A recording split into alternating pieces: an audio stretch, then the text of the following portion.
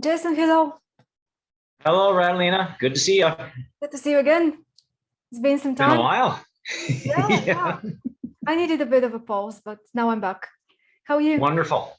I'm okay. Summer is finally hitting us, so it's nice to get out and enjoy the sun, and enjoy the heat, and had some pretty wild thunderstorms yesterday, so it's getting interesting around here.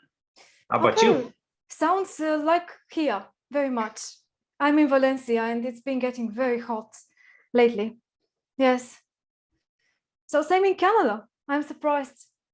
Yeah, we've been having some pretty steamy temperatures, so yeah, maybe not as hot as you, but hotter than what we normally get. So summer's here. Yeah. Soon we'll have to escape somewhere, I guess, because it's starting to get a bit too much. But it is. No complaints. Hey, Stephen. And good morning from my side of the world, Radalina. Good morning. How are you doing? Oh, yes. Apropos weather. Yeah, this is July. So instead of my morning coffee is now iced. Okay. You see, this is one way to do it. Yes. Yes, I just made some tea and I was thinking of putting it in the fridge, but there was no time for that. So it's still a bit warm. Okay. And we have Stephanie. Hi, Stephanie. Can you hear us?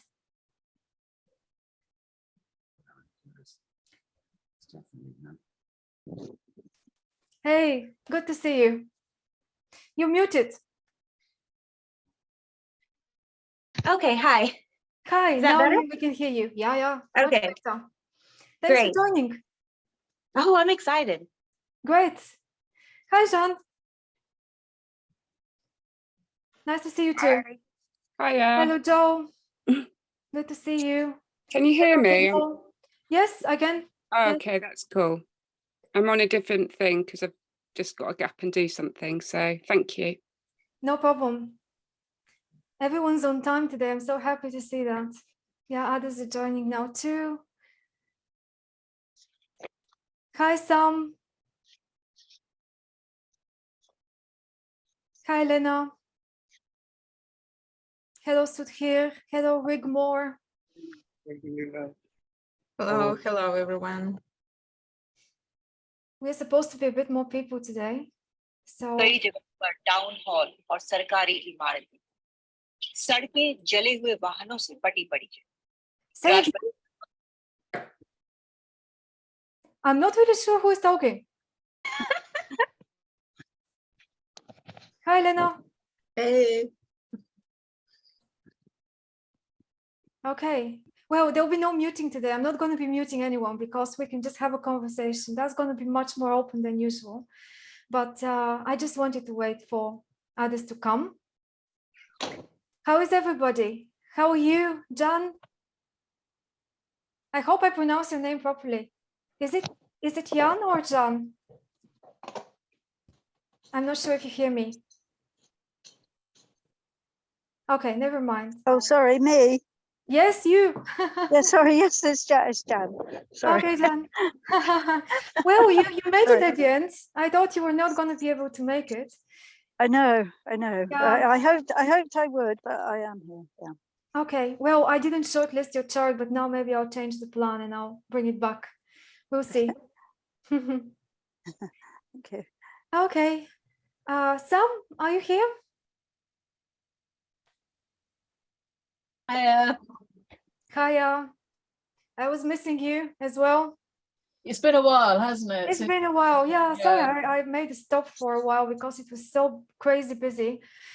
And I wanted to regroup a little bit. So I hope you like what we are starting now. I'm planning to have those meetings every 2 weeks on Saturdays. How are the Saturdays for you guys in comparison to the Sundays? Saturday is absolutely good. I know you are happy to here because you asked me particularly for Saturdays, I remember. But yeah, I decided to change the plan a little bit. Listen, next day, if you do it on Sunday, next day I have to wake up early in the morning and go. You see, that was one of my reasons also, because I figured that I'm so tired after the session in the evening, because here with me, where I am, it's finishing at 7:38 in the evening. And then on the following day, I normally want to go through the recording and try to send it to you, just have a bit of a relaxed day after the meeting, but it never worked on Monday. So I thought maybe Saturday is a better day. Saturday is absolutely wonderful time. So we can all take it a bit easier for the following day. Yeah. All right, I hope you like it this way. Hello, Michaela. Hello, Bruno. Nice to see you.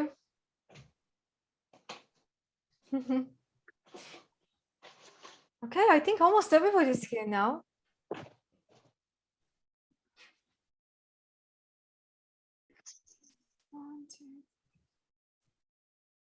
Hello.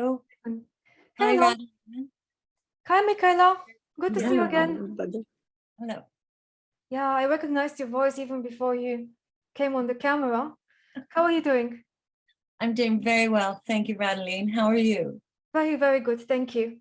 Yes, I'm very curious of today's webinar. Very, very curious. Great. Well, I It's- hope you like it. It's not Yes, actually going to be so much of me talking today. It will be more of a workshop. That's my idea. For us to start working on charts together and seeing how different things that I'm sure we're all dealing with, problems more than anything else, psychological issues or things that we very often get stuck with, I'm going to try to trace them to something in the chart. Of course, every time the chart is going to be needed to be seen as a whole picture. We can just separate the notes today from everything else and speak about the notes. But let's have that as our focus today, because I think, and the reason I started with this topic, next ones are running through many other things, almost every planet and other points in the chart. But today I wanted to really begin with the notes, because to me personally, they give us the greatest, not just amount of information, but direction of why are we born with this chart to start with, the whole of it. Where are we coming from and where are we heading to? It's not that easy to define, and there are no black and white answers, as you know. But I wanted to play detective with you. And I mean, we do it all together if we can. And I also wanted to finally concentrate on what is the strongest point in my personal chart, which is Mercury conjunct Pluto in Scorpio in the 6th house. So I thought, how do I channel this a bit more accurately so that I really do something I not only enjoy, but I care about, and also invite you to join in. So yeah, let's see what we can discover in a few charts today. We have 2 hours, so we're not going to be able to go through all of them. I'm sorry, I don't want you to be disappointed if we don't get to your chart. But if you join me the next time and the next time, and you keep being a regular, then sooner or later, we're going to get to your chart as well. I'm just kidding, but yeah, this is how I'm intending to do it. The one thing I hope that does come up is interesting is this, I won't go on, but I have a friend who's South Node, North Node is square a stellium of 3 powerful planets in Libra. Okay. So that, I guess what I'm saying is when the nodes are aspected by squares or triangles. The more they are aspected, the more active they're going to be and the more important they're going to be. Maybe there is also a more dynamic and dramatic history that we are coming from if the nodes have squares to them. And there are so many ways we can look at it. I'm going to offer you some of my approach, what I normally do when I start looking at the chart for the first time. And I have deliberately not over-prepared for today. So I have selected a few charts, but I didn't go into them very much because I didn't want to be too much ahead of you guys. I wanted us to look at the charts together, and they are, I mean, most of them are people who are joining us today for the first time. Stephanie is one of them. Stephanie, I hope you don't mind if we start with yours, because I know you were very interested when you contacted No, I don't mind. today. Okay, great. Thank you. Right. Okay. So then the plan is, I mean, we can change the plan as we go, but this, I still have an initial idea. So Anna is not with us yet. I think she's the only one who hasn't joined, but maybe she'll come a little later. So then I've got another woman who is not with us. Strange. I mean, today I had like 14 people joined, and most of you are here, and only them two are not here. So you see, maybe I'll need to switch to another chart. Okay, so there were 2 more ladies I had in mind, and then I had Bruno in mind as a final, because Bruno, I know we've looked at your chart before, but there is so much going on in your chart in terms of the nodes, and not just in their position as a birth placement, but also right now you are at the peak of a moment in your life where you really need to look at the nodes. So if we have time at the end, because I hope we can have 4 charts we look at, but let's see how we're going to get with it. So roughly, maybe let's spend like 20-25 minutes per chart, and we'll have a bit of time in between. Okay, and if you get tired after the first hour, please tell me, and we can make a quick pause, a quick break, yeah, for 5-10 minutes. Does that sound like a good plan? Mhm. Yeah. Great. Okay. And right, basically, I have been thinking about that topic for forever, basically, as every time I'm reading something about the nodes or thinking about them again in a new consultation. And by the way, I wanted these meetings to also be related to consulting people. I know only some of you are astrologers, and the rest of you are only interested in your own case and how things are playing out in your own personal chart, and maybe other family members and close people to you.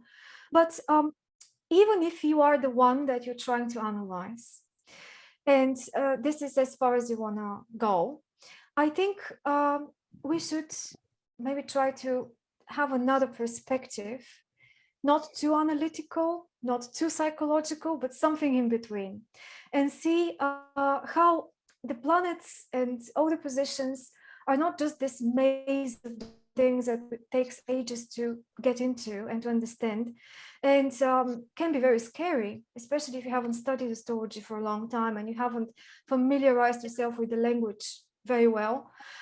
It could be really scary, and rather have the opposite effect. Instead of giving you clarity and information that you can apply directly in everyday situations, it has the effect of deterring you and starting to think that this is a never-ending sea of information that doesn't lead anywhere.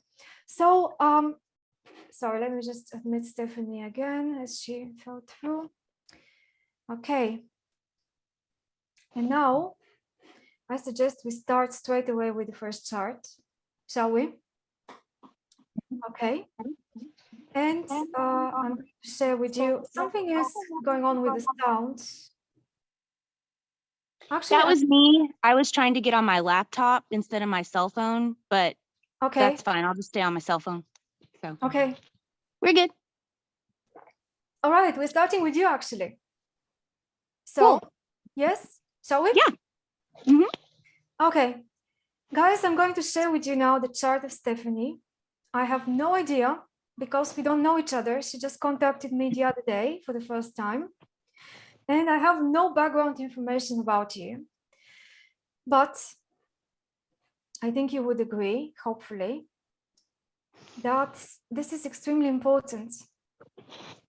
So, Stephanie, do you want to tell us just a little bit about yourself? Whatever you think you want to share. You don't need to share too much, but just give us some background information about you. Where do you live and what do you do? Anything particular you want to start with, and then we'll look at the chart. Okay. I am 37 years old. I live in Denton, Texas. I've been in the same relationship since 2008, since Pluto was in Capricorn. I have worked in the same law firm for 6 years, almost 7 in July. And 19 years ago, when the North Node was in Aries, I started college at Texas A&M, and then I transferred to another university here in Denton. I graduated in 2012, finally. Everything takes a long time for me. And then Finally, I got a formal career in 2016. And currently right now, what I'm struggling with is if I should go to law school or not. But I seem to have issues with focus and concentration. And so that's what I'm dealing with right now. Okay. But I Well, have a wedding in October on the day of the annular eclipse, and I did not know that. So that's fun. well, the eclipse is not necessarily a bad day for a wedding. I don't know what you guys think, but yeah, should be all right. Okay, well, thanks a lot for that. Sure. Now, actually, I've totally forgot that I wanted to show you, before we start with the charts, a few books. I usually left before the books for the end, but now I wanted to show you the books that I found and that I have in my library related to the notes. So if you guys are interested in the theory more, like reading the cookbook explanations about all the pairs of signs that the notes can be in, then you can just go ahead and read whatever you feel most connected to. So today it's not going to be like running through all the pairs, saying a little bit about each, but just see which ones will happen to be the ones in the charts of those few people that we get the charts to be analyzed. And just quickly, and that will hopefully give you a bit of time to think about Stephanie's chart and have a look at it. But that's what I have been reading. And I'll show you now. Okay, by the way, I just joined an Astrology book club, which appears to have started last month. I don't know if you saw that on Facebook or somewhere else. They will be discussing this book here, Mark Jones, Healing the Soul. Do you know it? I've never heard of it. Interested though.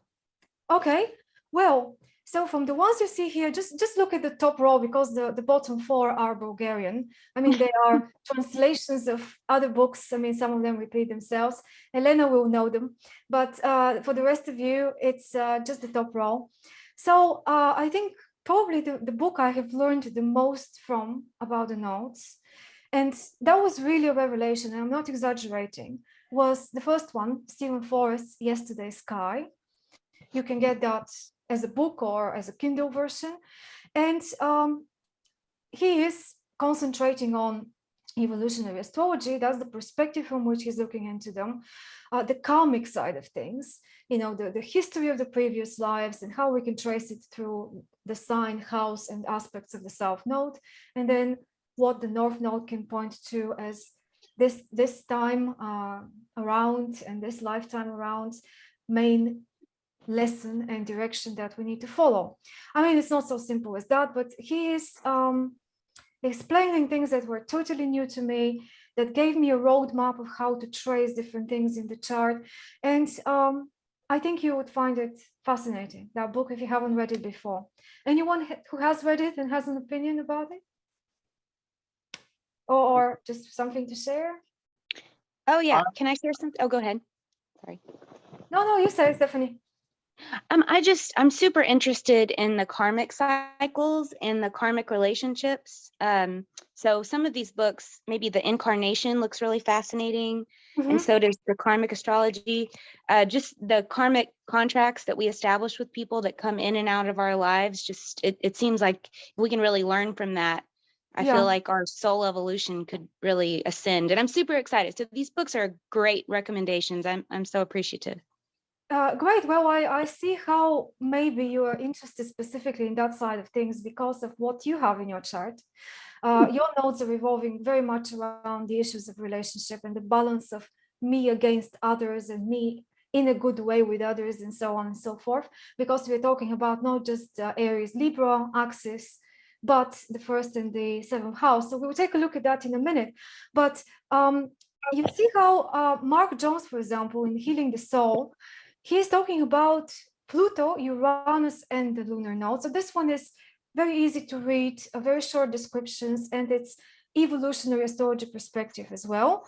A bit more the cookbook format, but I really like his insights because they're based so much on his client work. He's working with real people in real time, and he has accumulated a lot of like separate observations from what everybody's repeating in all the rest of the books, which could be fascinating. From him, for example, I learned something new for me, my node square Neptune, and he was sharing just a few words about cases he has observed about people having a node square Neptune, and that revealed things to me which were basically totally not in my mind before.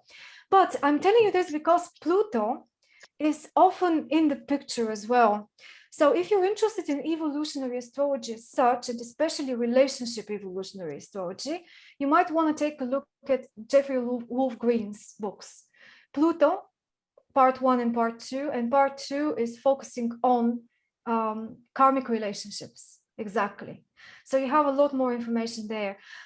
Okay, so they all, like most of those people, they know each other, they've helped each other. I mean, they are citing each other, like Mark Jones, I think, has worked with Jeffrey Wolf Green a lot, and he studied under him. What else here? So Jean Spiller is an all-time favorite. There are 2 books by Jean Spiller. They're very popular.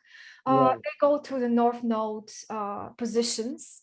And this is, I mean, very, again, easy to read, but could be very eye-opening, I believe, for beginners as well as for more advanced. If you are a total beginner, I would say I always recommend to total beginners Jean Spiller, Astrology of the Soul, and then Cosmic Love is the side of the same thing that she really concentrates on relationships. So again, Stephanie, I think that one will be for you, Cosmic Love.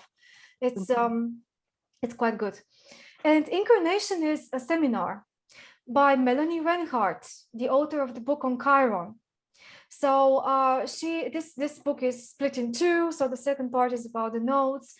A lot of useful information there. You can just explore. And before I forget, Karmic Astrology by Martin Schulman. That one. It's a tiny one, but I don't know. Yes, I have that book.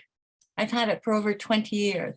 Yes. Yeah. Another classic. What about it, Michaela? What do you think? He's very direct. It's a very small book. Mm-hmm. He does have at the end a few paragraphs about when something is square a node, the south node or the north node, or just the nodes, basically. Yes. And but actually, I think because the book is quite old, is when he talks about the south node, he insists on the things that we have to change about our life. Mm-hmm. He talks more about the faults. Exactly. Of the south node. Yeah. And today in modern world now, it's like people are saying, well, no, depending on the chart, that there are many times when you will definitely need the south node. Absolutely. But your destiny is always towards the north node. But the south node is something to fall back on in times of uncertainty or whatever. So, but it is a good book.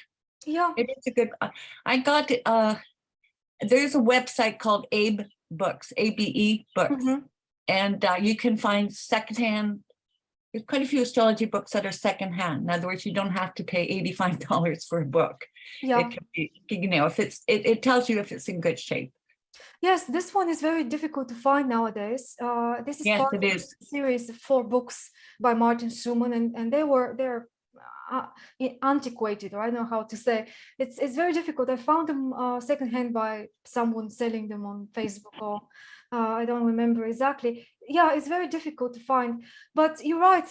Martin Schulman is a bit extreme in his descriptions of the nodes. Could be very helpful if you're really keen on looking at it from this point, which I today want to propose to you.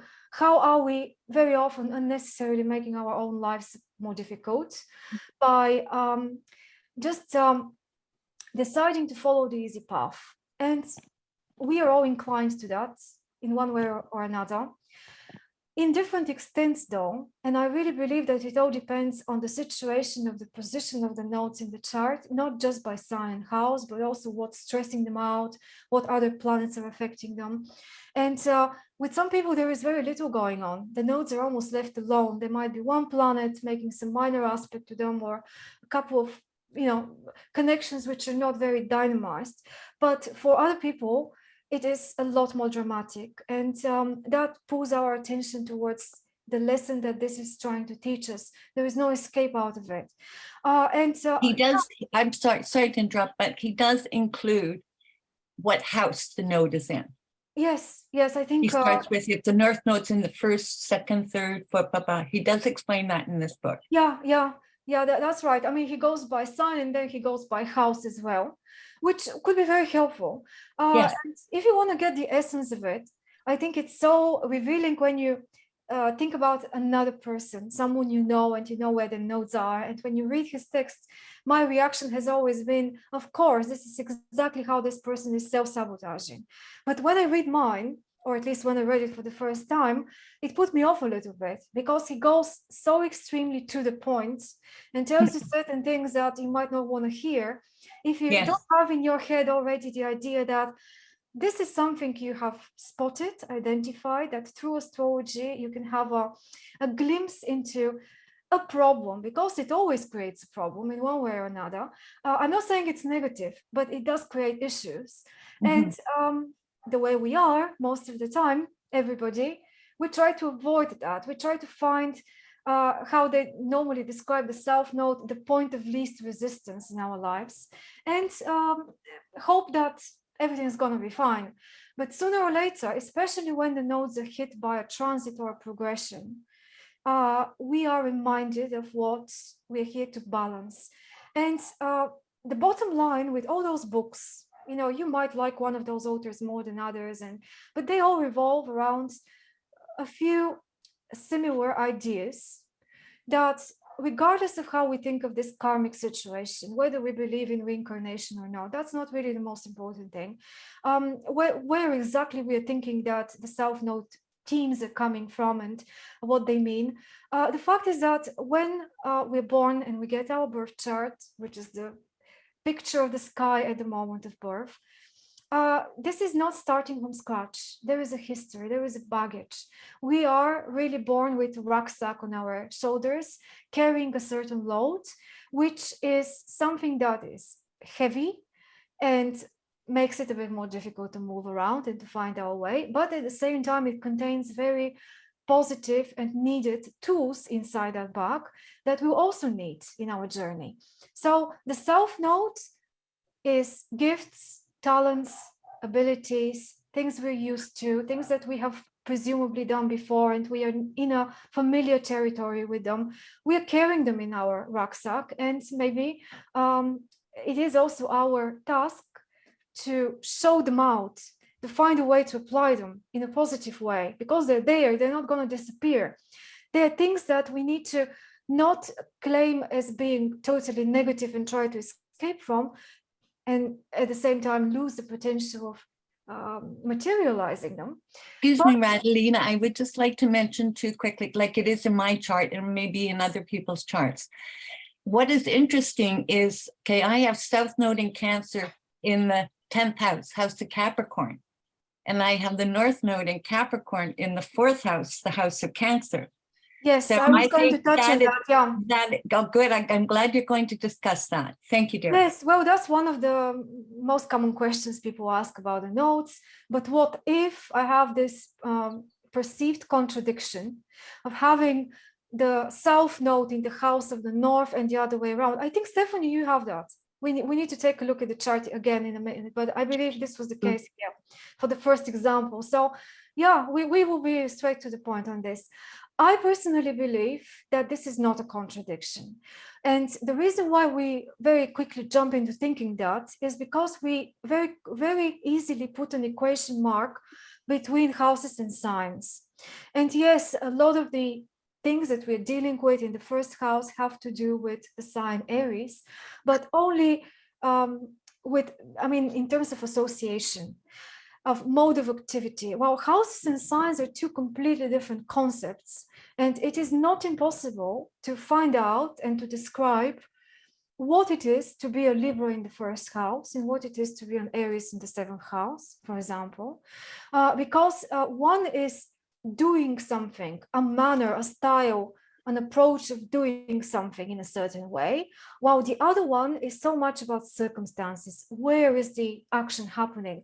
What are the areas, spheres of life where we are actually applying that?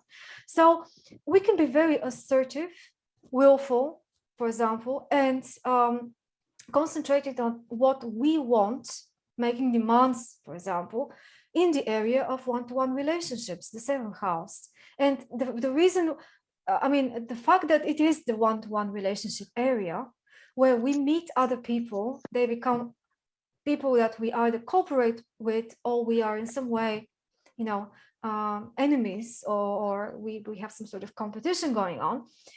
It doesn't exclude the possibility of Aryan assertion of will or being able to stand up for yourself and things like that. Even the contrary, because actually it's probably extremely important to mention, even though we can't mention everything, but it's very important to mention that all the nodal pairs, and the South and the North Node are always opposite signs, always in opposite houses.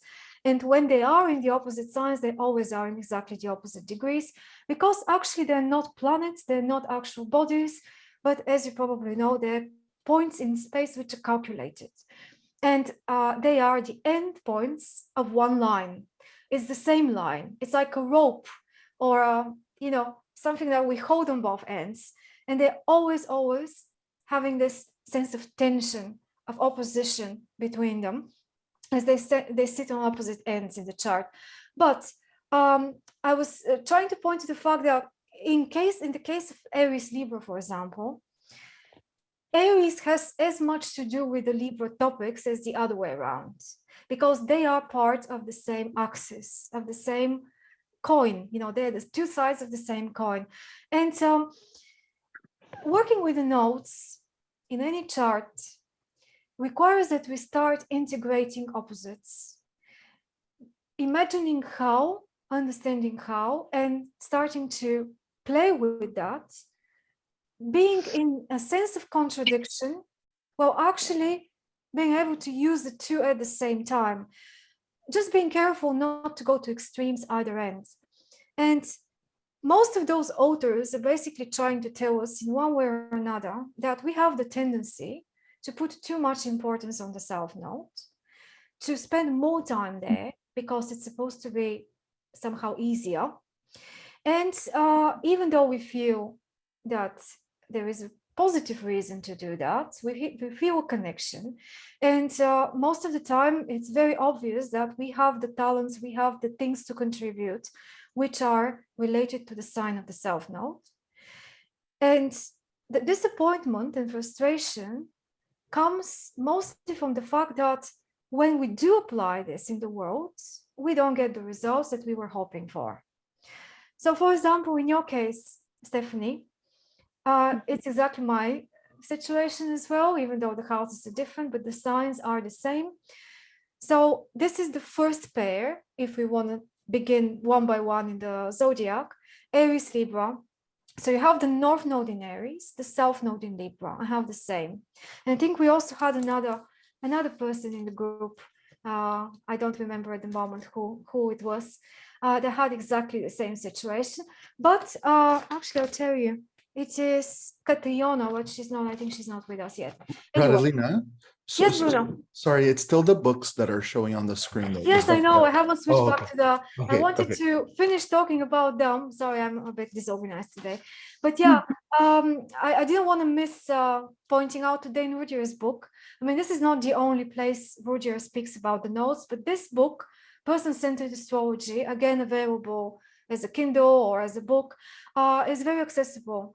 If you're scared of Rudier because you try to read him, but it sounded and felt a bit too heavy, try this one.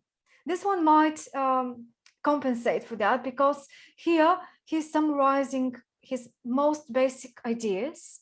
There is a chapter dedicated to the nodes, and so much you can learn from that.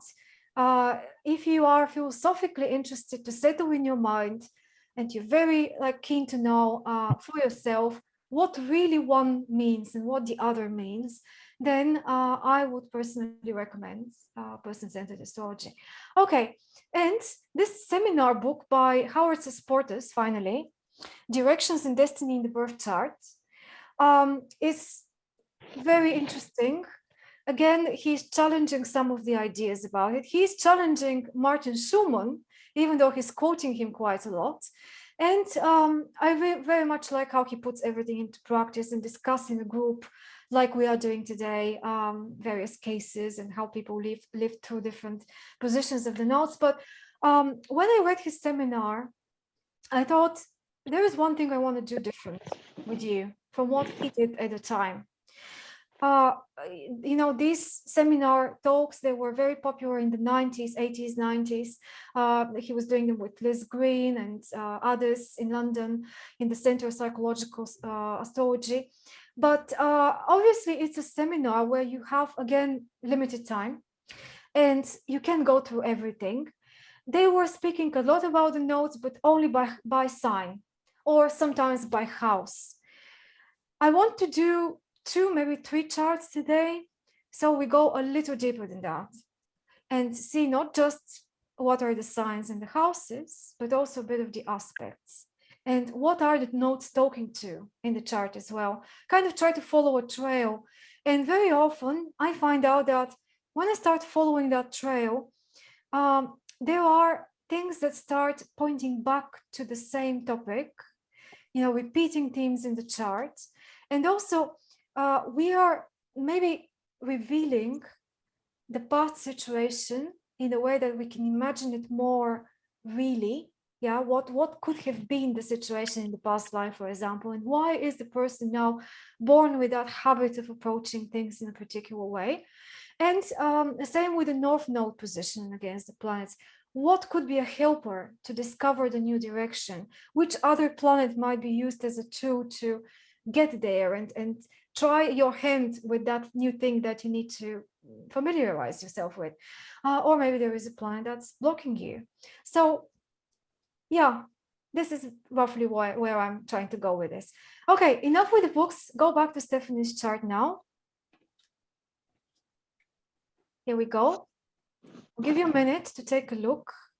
And I will actually just start talking you through what's there. I know I'm sure you can see it as well, but maybe some of you can, some of you can't. This is just my way of working with the chart. You don't need to look at all the information, just concentrate on the circle in the middle. And let's see, what we can find here. First of all, is that correct, Stephanie? Is that how you used to see your chart? I'm trying to go back to the chart so I don't have to look at myself. How do I go back? Are you not seeing the chart back on the screen now? No, I just see the group. Okay, what about the rest of you? Do you see the chart? I can see it. We see it. Yeah, we can see the chart. We see it, yeah. On her phone, Got it. so. Got it. All right. Because moving you are on. your phone. Time is finite. No, that's all right. Because you're on your phone, maybe you don't see a lot of it, but I see it. You probably know it anyway. So you are a Taurus sun with Mercury in the same sign, and the moon is in Virgo. So we've got double Earth here. Why am I starting with the sun and the moon? Because if you go in your own time more deeply into the theory of the nodes, what the nodes actually are in astrology, how they're being calculated, and so on, you will discover that the position of the nodes is related to the sun, the moon, and the earth. So the sun and the moon, these two main things, main pieces of information in every chart, are linked very closely to the position of the moon, of the nodes.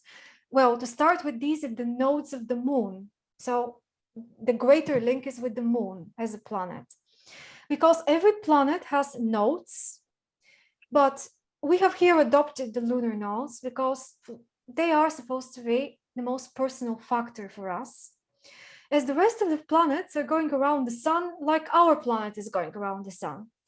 but the moon is going around the Earth. So she is a satellite to the Earth, to our own world.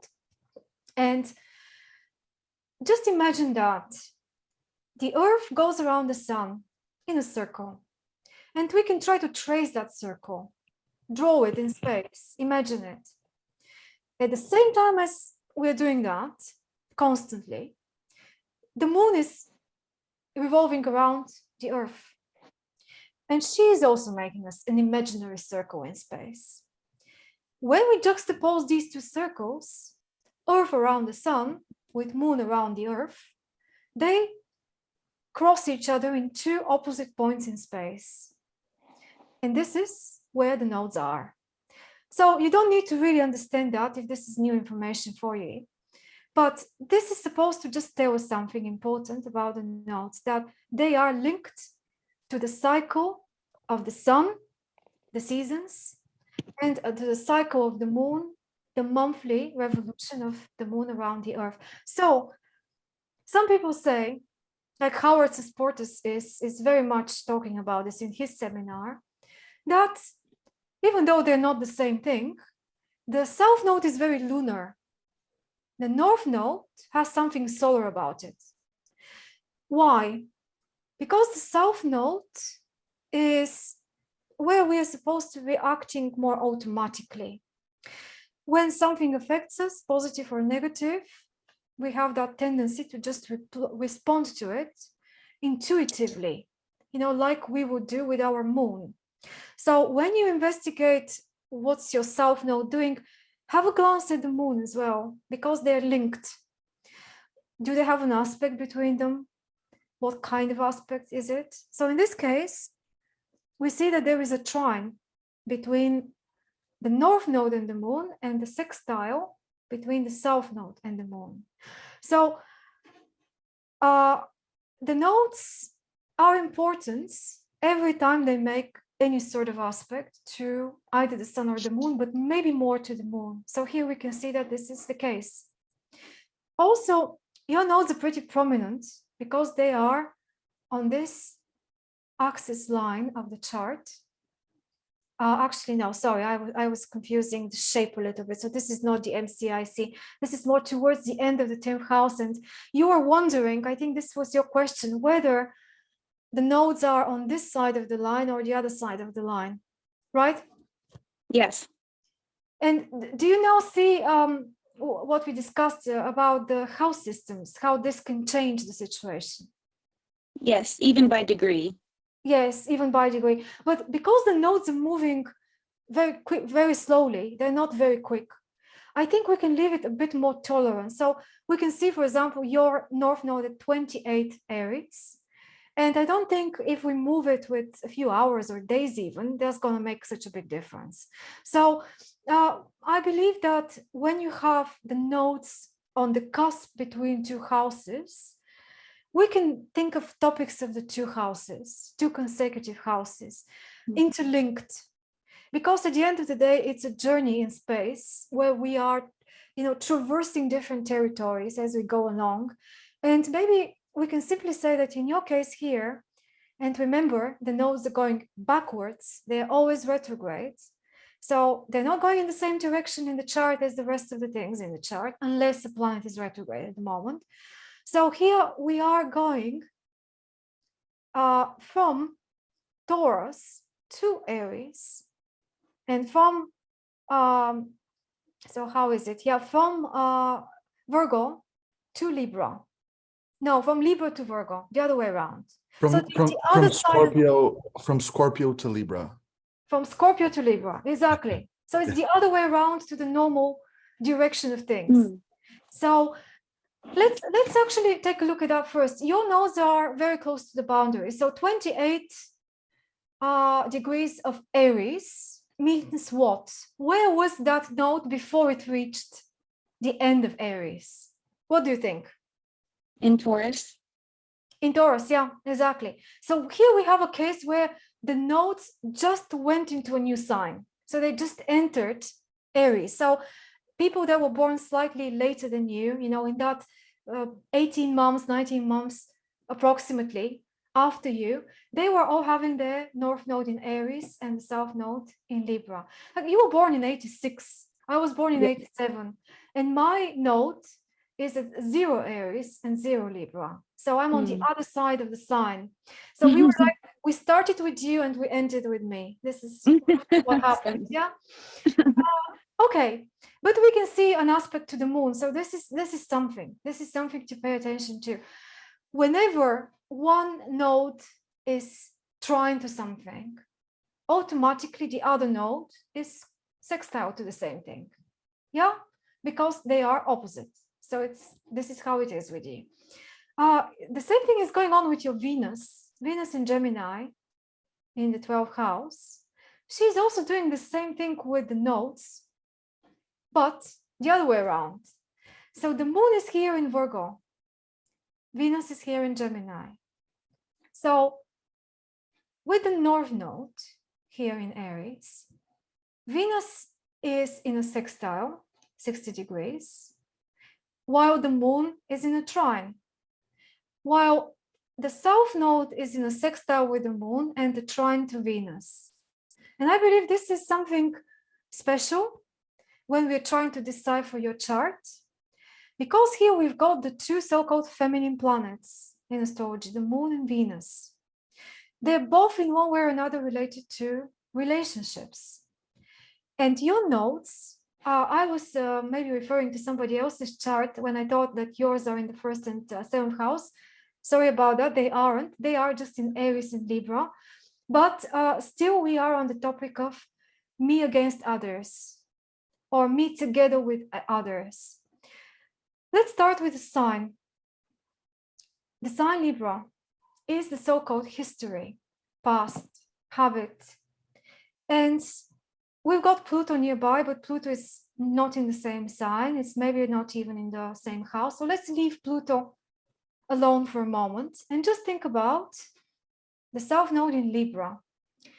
Have you noticed in your life any specific ways when you have been, let's go to the topic, self-sabotaging yourself by doing too much for others, being too compromising, or being too quick to adjust to whatever you believe the situation requires you to be or to do in the moment, instead of following your inner intuition and asserting something that comes from within? How do you read the sign imbalance yourself? Or is it something else, Libra Aries, that is more active?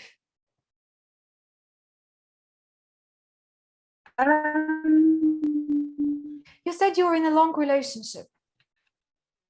I will definitely try to people please and maintain harmony instead of, since 2000, please at work, and I just don't really want anybody to be upset with me. I would prefer to have harmony than speak up. I care about causes and humanitarian causes, and I care about standing up for people who need representation. But when it comes to myself, I just have issues. Right. So most people say that one of the greatest issues here is supposed to be focusing too much on others or the external world and not so much on yourself. It's a quest for finding identity in one way or another, of defining that identity, setting goals and sticking to them. You mentioned something about problems with concentration. Yes. And escapist tendencies might be related to those nodes, because Venus, that usually cares about bringing you the pleasure that you need or the rest that you need, the one that looks to calm things down, and she rules your sun. So Venus is so important. Venus is in this very easygoing relationship with nodes.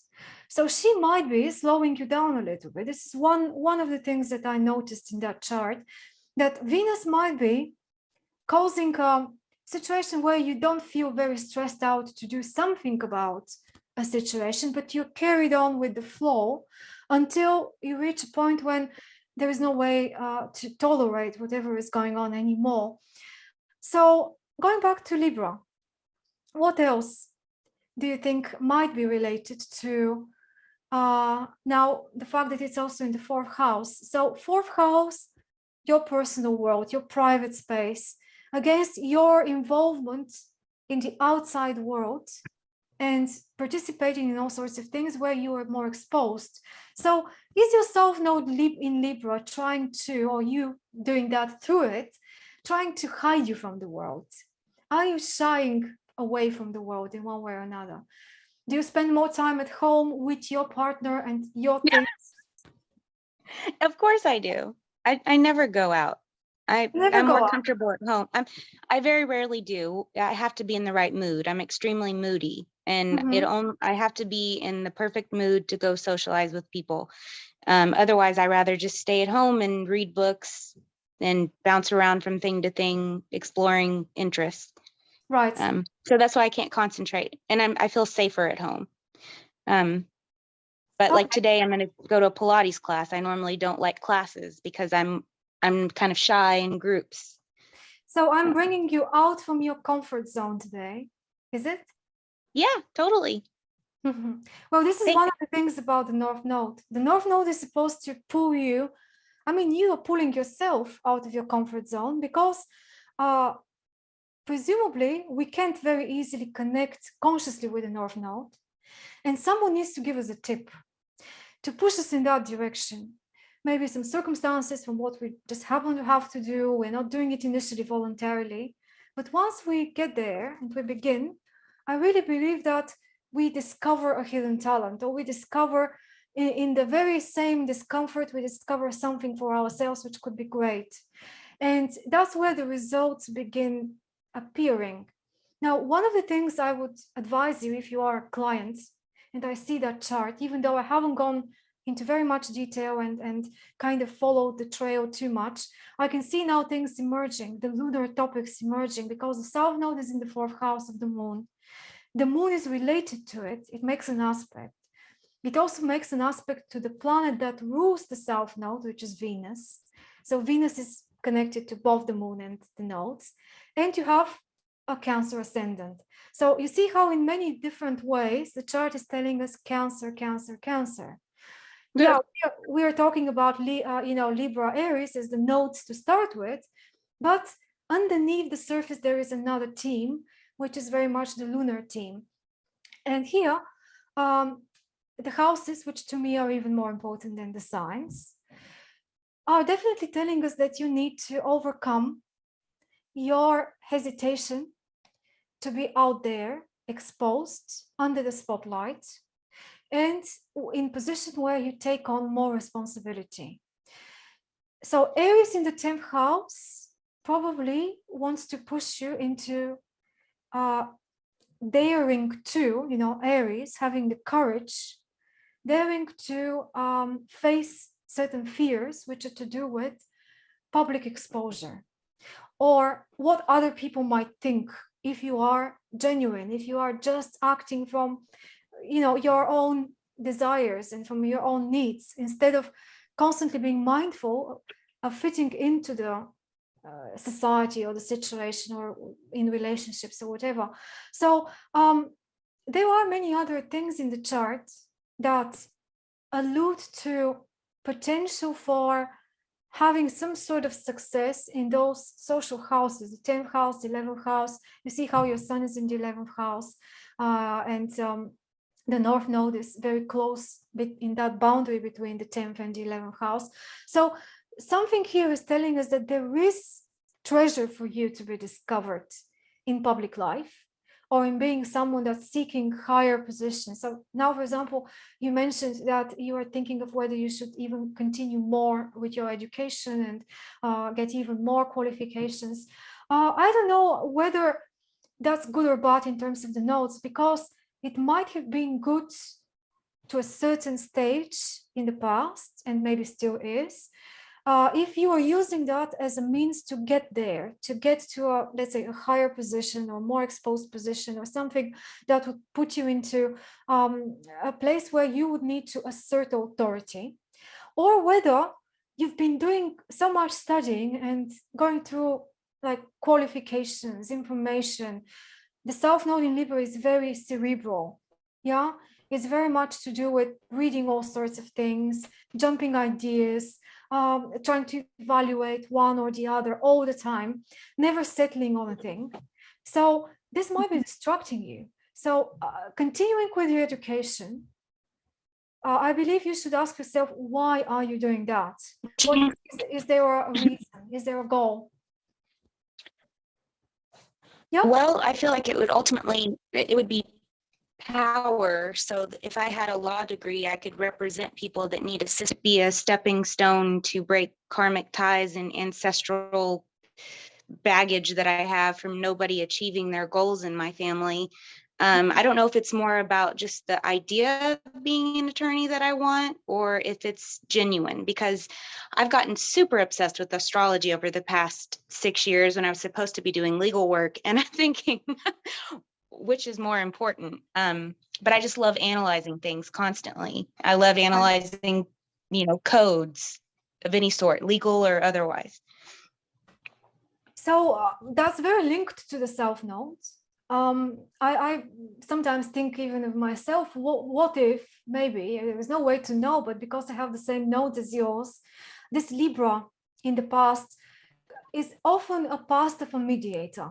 You could have been a lawyer before as well, or something similar, something along those lines. So it might be just very easy to get back to the same field because, again, you're comfortable, you are not, it comes easy. You probably are a few steps ahead of everybody else because it's almost like you've already done it and you've got all this practice behind your back. And again, I don't think there's anything wrong about using the South Node talents again. Even I believe we have to give them a chance and we have to integrate them. The trouble is that they don't pay off automatically. So there always needs to be, preparing the new meal, you need to put a new ingredient in that meal in order for things to work out. And that new ingredient is the North Node situation. So maybe I should ask you guys, what do you think in this particular case? Yeah, Bruno. Actually, I'm what keeps jumping out for me for some reason is the Jupiter in Pisces, the ninth house, higher education. Yeah. And yes, for some reason, I'm just making a connection there in the chart with the Jupiter. How do you see the connection? Can we follow a trail and get? Well, okay. Okay, first of all, North Node in Aries. So where's her Mars? Mars is in Capricorn in the 7th house. So she also, with the Libra South Node, she also already has a natural talent for partnerships. And so it is sextile for Jupiter in the 9th house, like higher education. I would consider law, I think, if I had, and astrology too. You can do both, definally.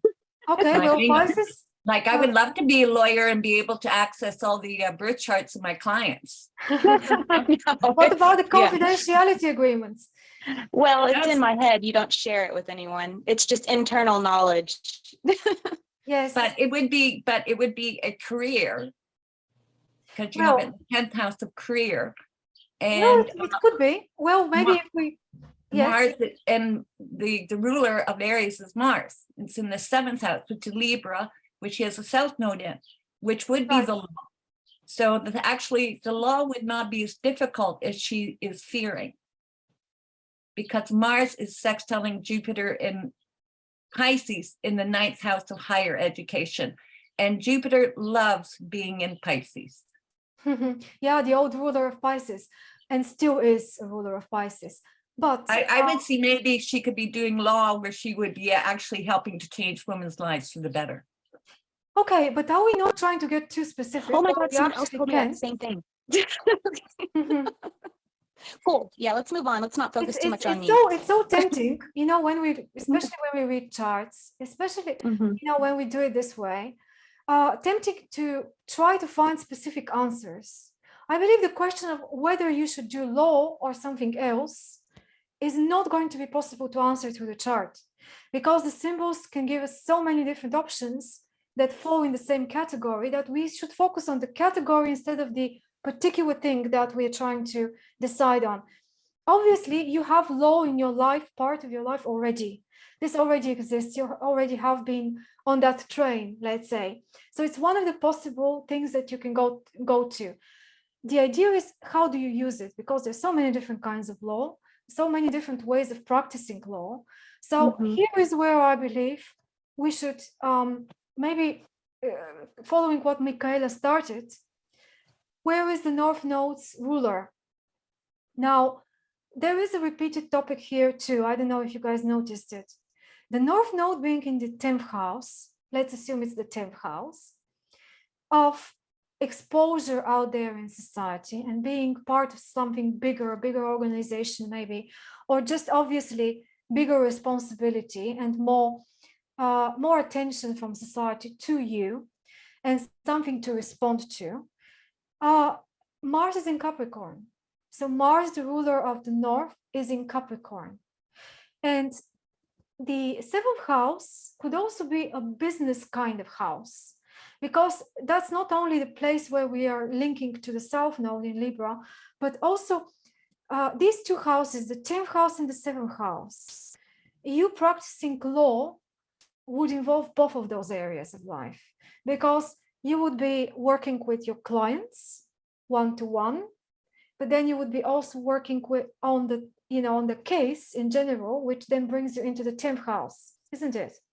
So now I believe the bottom line here with this Mars and the North Node is ambition. There has to be some sort of higher ambition here, a higher goal, not just working case by case, person by person.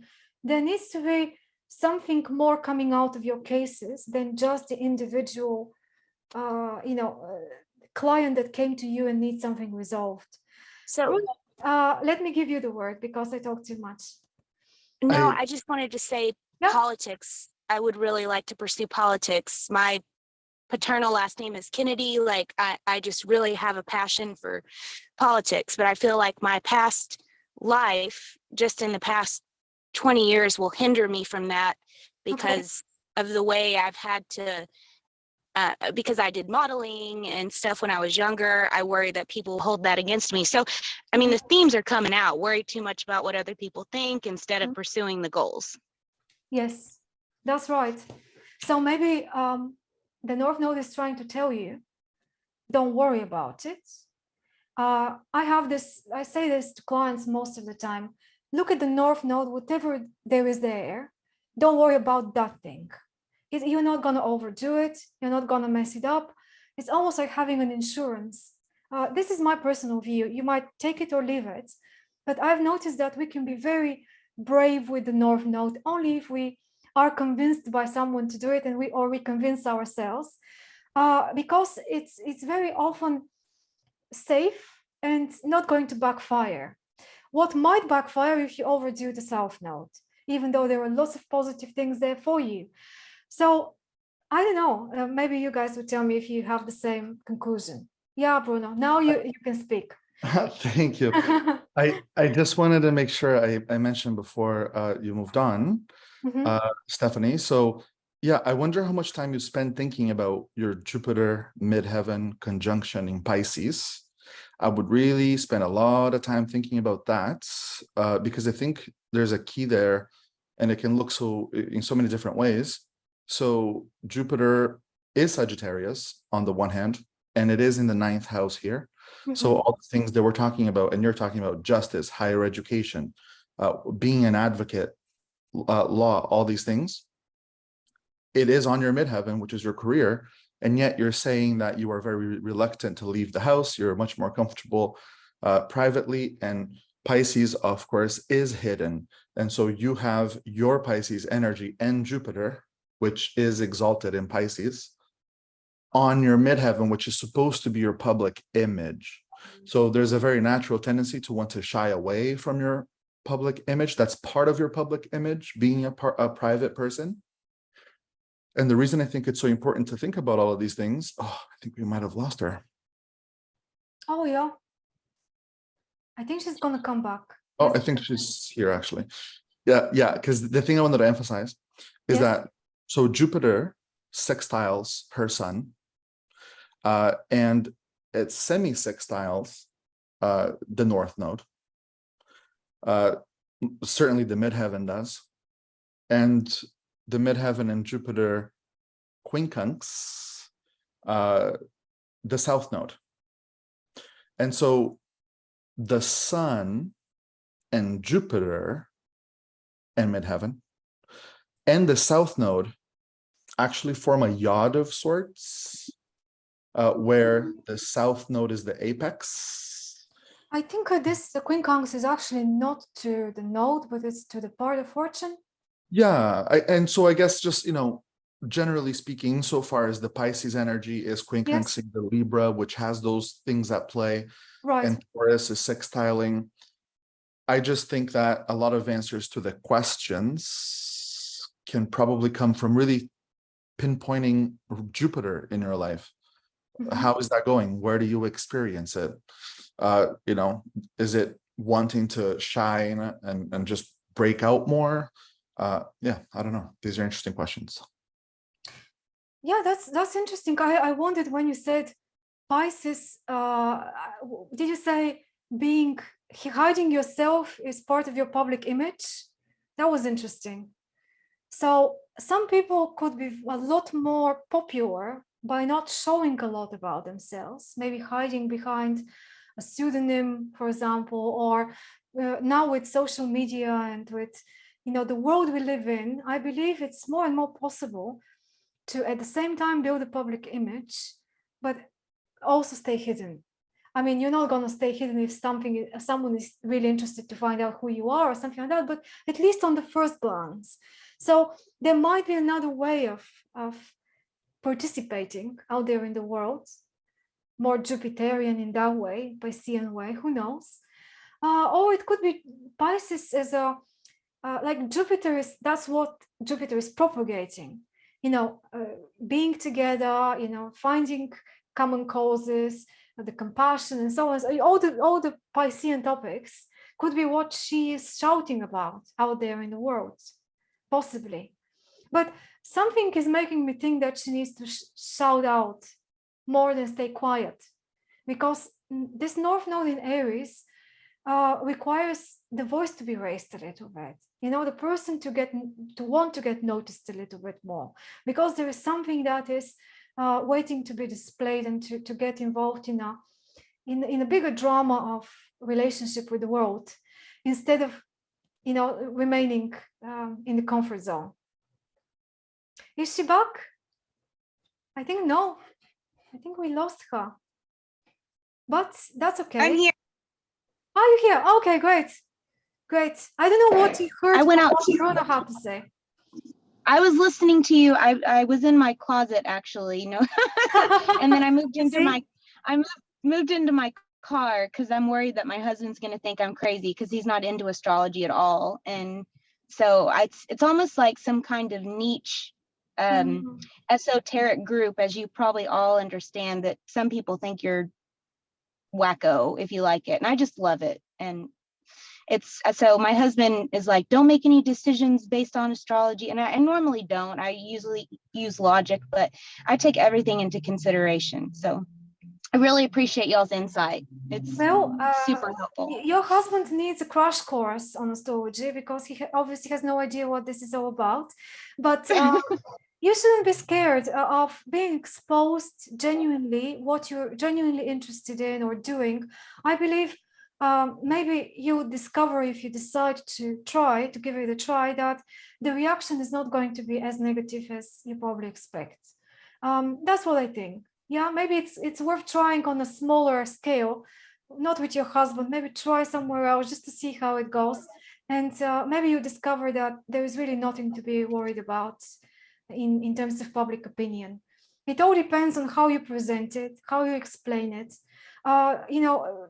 There's so many different approaches to this. Some of them are really wacko, as you said, but others are a treasure that many people don't even realize. And who knows, maybe you're one of those people that needs to give a bit more publicity to the whole thing. as you obviously have a passion for certain things, including astrology, but there is always this self-silencing going on. So I see and know many people that are not silencing themselves about this and other things, even more controversial, but they don't have the passion. Yeah, personally, they do it for other reasons. So again, I think this is pointing very much to the North Node situation. Quickly, before we go to the next chart, this is your chart with the transits and progressions of the moment. So in the middle, the red one is again the same birth chart, but then the green circle is the big transits, the transits with the big planets right now. And then the blue one is the progressions for you right now. And I think this should be seen as well, because now we're here, now we speak about it. I just intuitively picked you as an example. I don't know why exactly I picked you, not only because you expressed interest, but I just decided to do that. And I think there is a reason in the current situation, you know, maybe. I think it's very important for you to think about the nodes, discover even more in your own time, because they are coming back now. Yeah. So I hope you guys can see in the green circle that as we speak today, the nodes are 0 degrees, Taurus and Scorpio. So we are at the very, very final moment, final month of the nodes being in this pair of signs. And because they're going backwards, they're now moving into Aries, Libra. And Stephanie, you're going to be one of the first directly affected, because we're talking about literally a few days, weeks, and maybe a couple of months until the nodes come back exactly to the same place where they were on at your birth. You know, this is age related. We have that roughly at 18, 19 years old, and then again at 36. So you are now at the age when a new cycle begins with your nodes. So the topics around the nodes tend to get accentuated, exaggerated around the time when they return to their natal positions. And this is something to really pay attention to, I believe, because you see, it doesn't happen very often. It happens once almost every 20 years, 18, 19 years is the cycle of the nodes. And it really gives you a chance to reconsider how are you using this whole thing, and whether you can consciously start pushing yourself in a new direction, which is really the direction of your path, this lifetime's main path. So I can see you just returned again. Can you hear me, Stephanie? Sorry, I don't see all of you guys. Let me just find out. Okay. Stephanie, can you hear me? Yes, I'm sorry. My phone died. I can hear No, you. that's fine. Your connection is not great, but I hope you've heard something that I said about the return of your nodes. I won't repeat, but take a look at the recording if you missed that part, because I think that it's quite important that right now, at this stage of your life, the nodes are coming back to their original place. And another thing that also shows us that this career direction issue, and maybe embracing more ambition in terms of showing your thoughts and your contribution out there in the wider sphere, is the progressed moon. In your case, the progressed moon, I don't know if you know anything about that, but it's another very personal factor that changes over time, and it's like a ticking clock of where our emotional conditioning and attention is focused on every 2.5 years. And currently, you see what we have here. The progressed moon, which is this one in Capricorn, is very close to the natal Mars. And we already talked about the connection of Mars to the nodes, and how Mars is actually the ruler of the North Node. So it seems like this is a very ripe moment right now in your life to pay attention to this dynamic. Does it make sense? A lot of sense. Yeah. I'm ready. My self-sabotaging habits are holding me back. I recently I've decided to eliminate some self-sabotaging behaviors that I just have to let go so that I can move forward and achieve my career goals and just stop living so small. So yeah. And plus the nodal return, isn't it like on the 17th that Aries is coming back into the North Node? Yeah, but it will take a little bit longer until it comes to the same place exactly where you have it. But you're very, very close to it. It's not long left. Literally in the next few months, there will be that very important transit. The transiting nodes are not to be disregarded.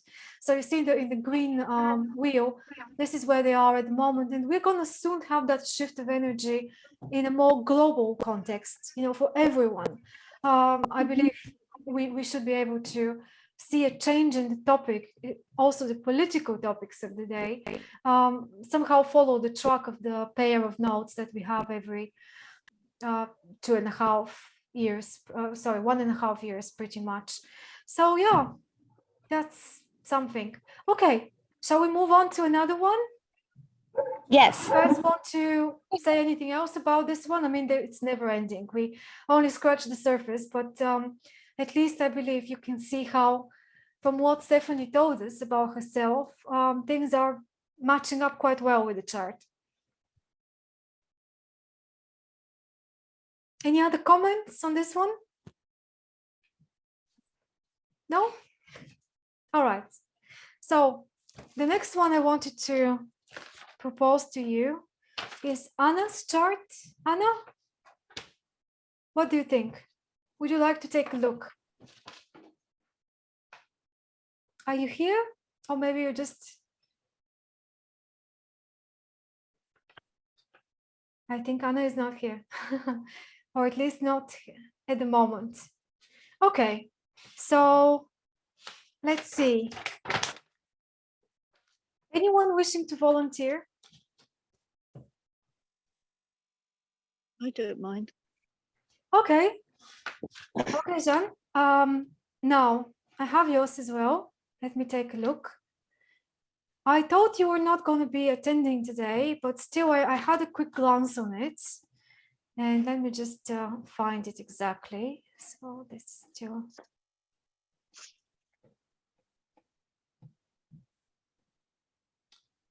Okay, no, that's Joe's. Okay, I think that should be the one. Is it? Yes, that's Okay. Yeah, that looks Okay, let's see Yeah. what we're having here. Again, experimenting in the moment, but your pair of nodes is the Pisces and Virgo axis. South node in Pisces, North node in Virgo. And there were a couple of people in the group that have the opposite to you. Now remember, Stephen has just the opposite. Is that right, Stephen? You were Virgo South and Pisces North. Anyway, the ruler of Pisces, there could be two rulers, depends on your preference. Let's take a look at both. So Neptune is in Scorpio, conjunct the moon, and anything conjunct the moon, because it's now related to the nodes, we can see the lunar connection there. Jupiter on the ascendant in Sagittarius, that's a very powerful Jupiter, it seems to me. And the North Node, we're looking for Mercury, usually, when we talk about Virgo. And your Mercury is in Pisces. So we kind of go back to Pisces, isn't it? So even the North Node makes us look back to the South Node, which I believe is very interesting. And Neptune related to, let's take a look. So the aspects of the nodes include Venus, Mars, Jupiter is the most active aspect, square to Jupiter. And if we take Jupiter as the ruler of the South Node, then I hope you can see that here, this Piscean Jupiterian connection becomes even more. So it seems like the South Node in Pisces situation is quite, I mean, not just important, but it's like, it has a lot of weight. So the Pisces archetype has a lot of weight in your past, so-called past conditioning. And then it's in the second house. That's a very personal house of self-definition, self-sufficiency, finding your way around, especially through your own resources. And then the North Node is trying to bring us into the very turbulent territory of the 8th house, where you've got also Pluto and Uranus. Now, again, something is telling me, and I don't know if I'm right. If you want to share, that would be great. Mm. Something is telling me that there is a similar theme, like with Stephanie, of hiding, trying to hide from something, or isolate, or distance yourself from something in your own safe world. While there are other forces which are pushing you in the opposite direction and trying to pull you out of that comfort zone and into the open. Is that true for you? It's possibly been true all my life. Yeah, I would say I'm an introvert. As you can see, I don't like having my camera on. Yes. And I never do. I don't like selfies. I look at myself and I think that's not me. I do feel very Piscean, but possibly, yeah, the Scorpio and Jupiter too. My interest in kind of the nodes is that as I've gone on in life, I am experiencing the I think, but perhaps it's the way that I'm judged, the chaotic side, which can also be creative if you're looking at the positive of the Pisces, and the discriminating side of Virgo, but getting bogged down in detail and perfectionism. And one of the current major issues at the moment in my life, I mean, I've always been an artist, and that's kind of part of it because it's what I've collected to do with my art, is a hoarding issue, a massive hoarding issue in my home. And it's something to do with my values as well. Most people that know me and that haven't been in the home since it's been like that would not ever imagine I lived like I do or managed to do what I do through the way I live, including my artwork, you know, working on a very small table and what have you. And I keep thinking that the key is somewhere in those nodes. It's probably not, it's probably in the whole chart somewhere, but I can't find it. It's a complete, I don't know. I kind of go around in circles with it because I've studied astrology for so long. I feel so stupid that I can't seem to find it, you know. You see, and there's something in this accumulation of things that is the accumulation of my life too, you know. Yeah. You see, this is quite obvious in the chart, isn't it? I mean, it wouldn't be obvious unless you had shared it. There would be no way for me to suspect that this is how things are playing out exactly. But now that you shared it, if we want to go backwards and try to trace something, a symptom or a problem back to the chart, this particular chart of yours is very fruitful in giving us clues, I believe, at the moment, because you have the sun in the second house as well, together with Chiron.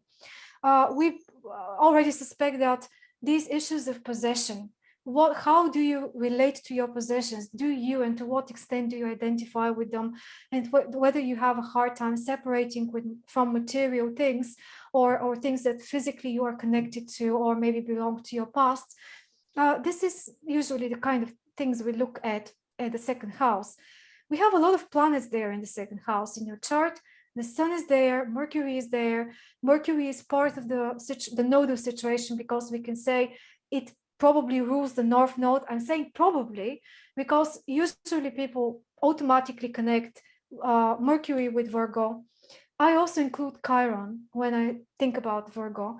So here we have even Chiron. So in your second house, Chiron, Mercury is there, the sun is there, and the sun is, I think, that instrument in us that if it's working, if it starts working, we start getting ideas of how to consciously work with what we have instead of just going with the flow. That's why I mentioned earlier that it's probably a good idea to always, when you investigate the nodes, always look at the sun and the moon, the position of the sun and the moon, and how they're feeling in general in the chart, because sometimes they are stronger or weaker. And you can see that, for example, that very sensitive moon in Scorpio conjunct Neptune might be tempting you to remain in a situation of watery confusion and disarray. And that might be a comfort zone. The emotional world might be a lot more comfortable than the material world. We already know that by looking at the nodes. And in this chart, definitely you are supposed to tackle, heads on, something to do with the material possessions, physical reality, ordering that physical reality. And what I really love about those two opposite signs, Virgo and Pisces, is they're both about cleaning rubbish in one way or another. But Pisces cleans more emotional baggage and things that don't work anymore in the past or something like that are holding you down. While the Virgo is supposed to be dealing more with everyday stuff. And I guess it's not a coincidence that you got into the situation with the hoarding, because this sounds like an instrument to me to face the North Node heads on. It gives you reason to do Virgo style exercise. And it's all a balancing act. It's not just Virgo without Pisces, but maybe use your imagination, Pisces, to then combine hands with the Virgo and start sorting through the items. And when you start sorting through, discrimination is the big theme about Virgo. Something in you is refusing to be discriminative and to say, okay, I need that, but I don't need the other. This item is more important to me than the other item. So I'm going to throw away one and keep the other. So I feel like there is this hesitancy. I think it's a problem with decisions as well. Exactly. Avoiding trying to make decisions, of just finding them almost impossible and overwhelm, absolutely overwhelm, which I suppose again is Pisces Neptune, isn't it? Yeah, you've got Neptune on both sides, with the moon on the one hand, and then this Jupiter on the ascendant, I also think plays a big role, because if Jupiter is really in the 12th house and not in the first, so like it is here, that's another Piscean connection and another situation where maybe the hoarding as a symptom itself might come more from that Jupiter, because you might be coming from a background. When I say background, I don't mean just your family, but something even that you don't know about in your more distant past, of kind of accumulating too much, eating too much. Jupiter in Sagittarius could be too much of a good thing. Yeah, most people when they see Jupiter in Sagittarius, especially on the ascendant, they might say, oh, that's such a lucky thing to have. But who knows, maybe sometimes when we overeat and we don't have the capacity to discriminate, Virgo, and to sort what needs to be eliminated from what needs to be kept, then this becomes one big bubble, a big balloon, or and you were not able to breathe easily. And it makes me hide away as well, because I've said this recently to somebody, that the shame of it is rather like alcoholism and drug addiction used to be seen, that it's you had to hide away, you had to keep quiet about, not that I've any of those things, but it's the modern one that you that becomes shameful, and you don't want to, well, it's very difficult to share it with people, and to not feel alone with it, I suppose. Right. but I was going to say my comfort zones, apart from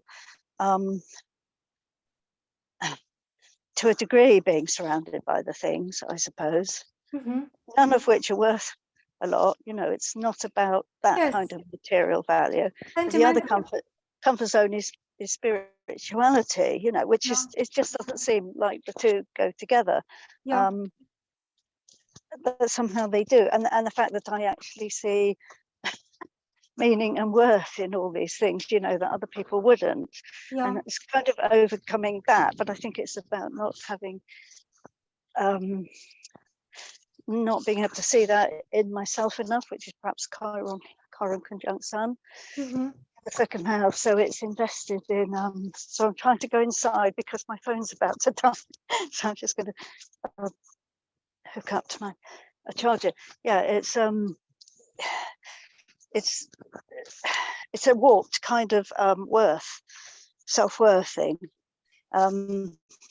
And of course, it's what it's actually done is sabotage me, because it's made me feel dreadful about myself, sort of particularly in the eyes of others. You know, when other people do come in, when I do allow the fact that I can't have servicemen in, this gets and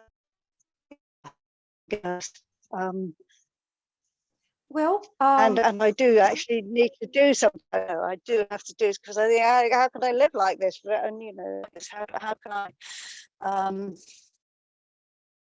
I balance those? So you feel like now the moment has come for some reason? I think it's been going on for quite a long while. And of course, Pluto is about to, well, it has slightly already. Let's take a look at that actually. So this is the very end, conjunct the actual Sun and Chiron, but Pluto being in its house and ruling,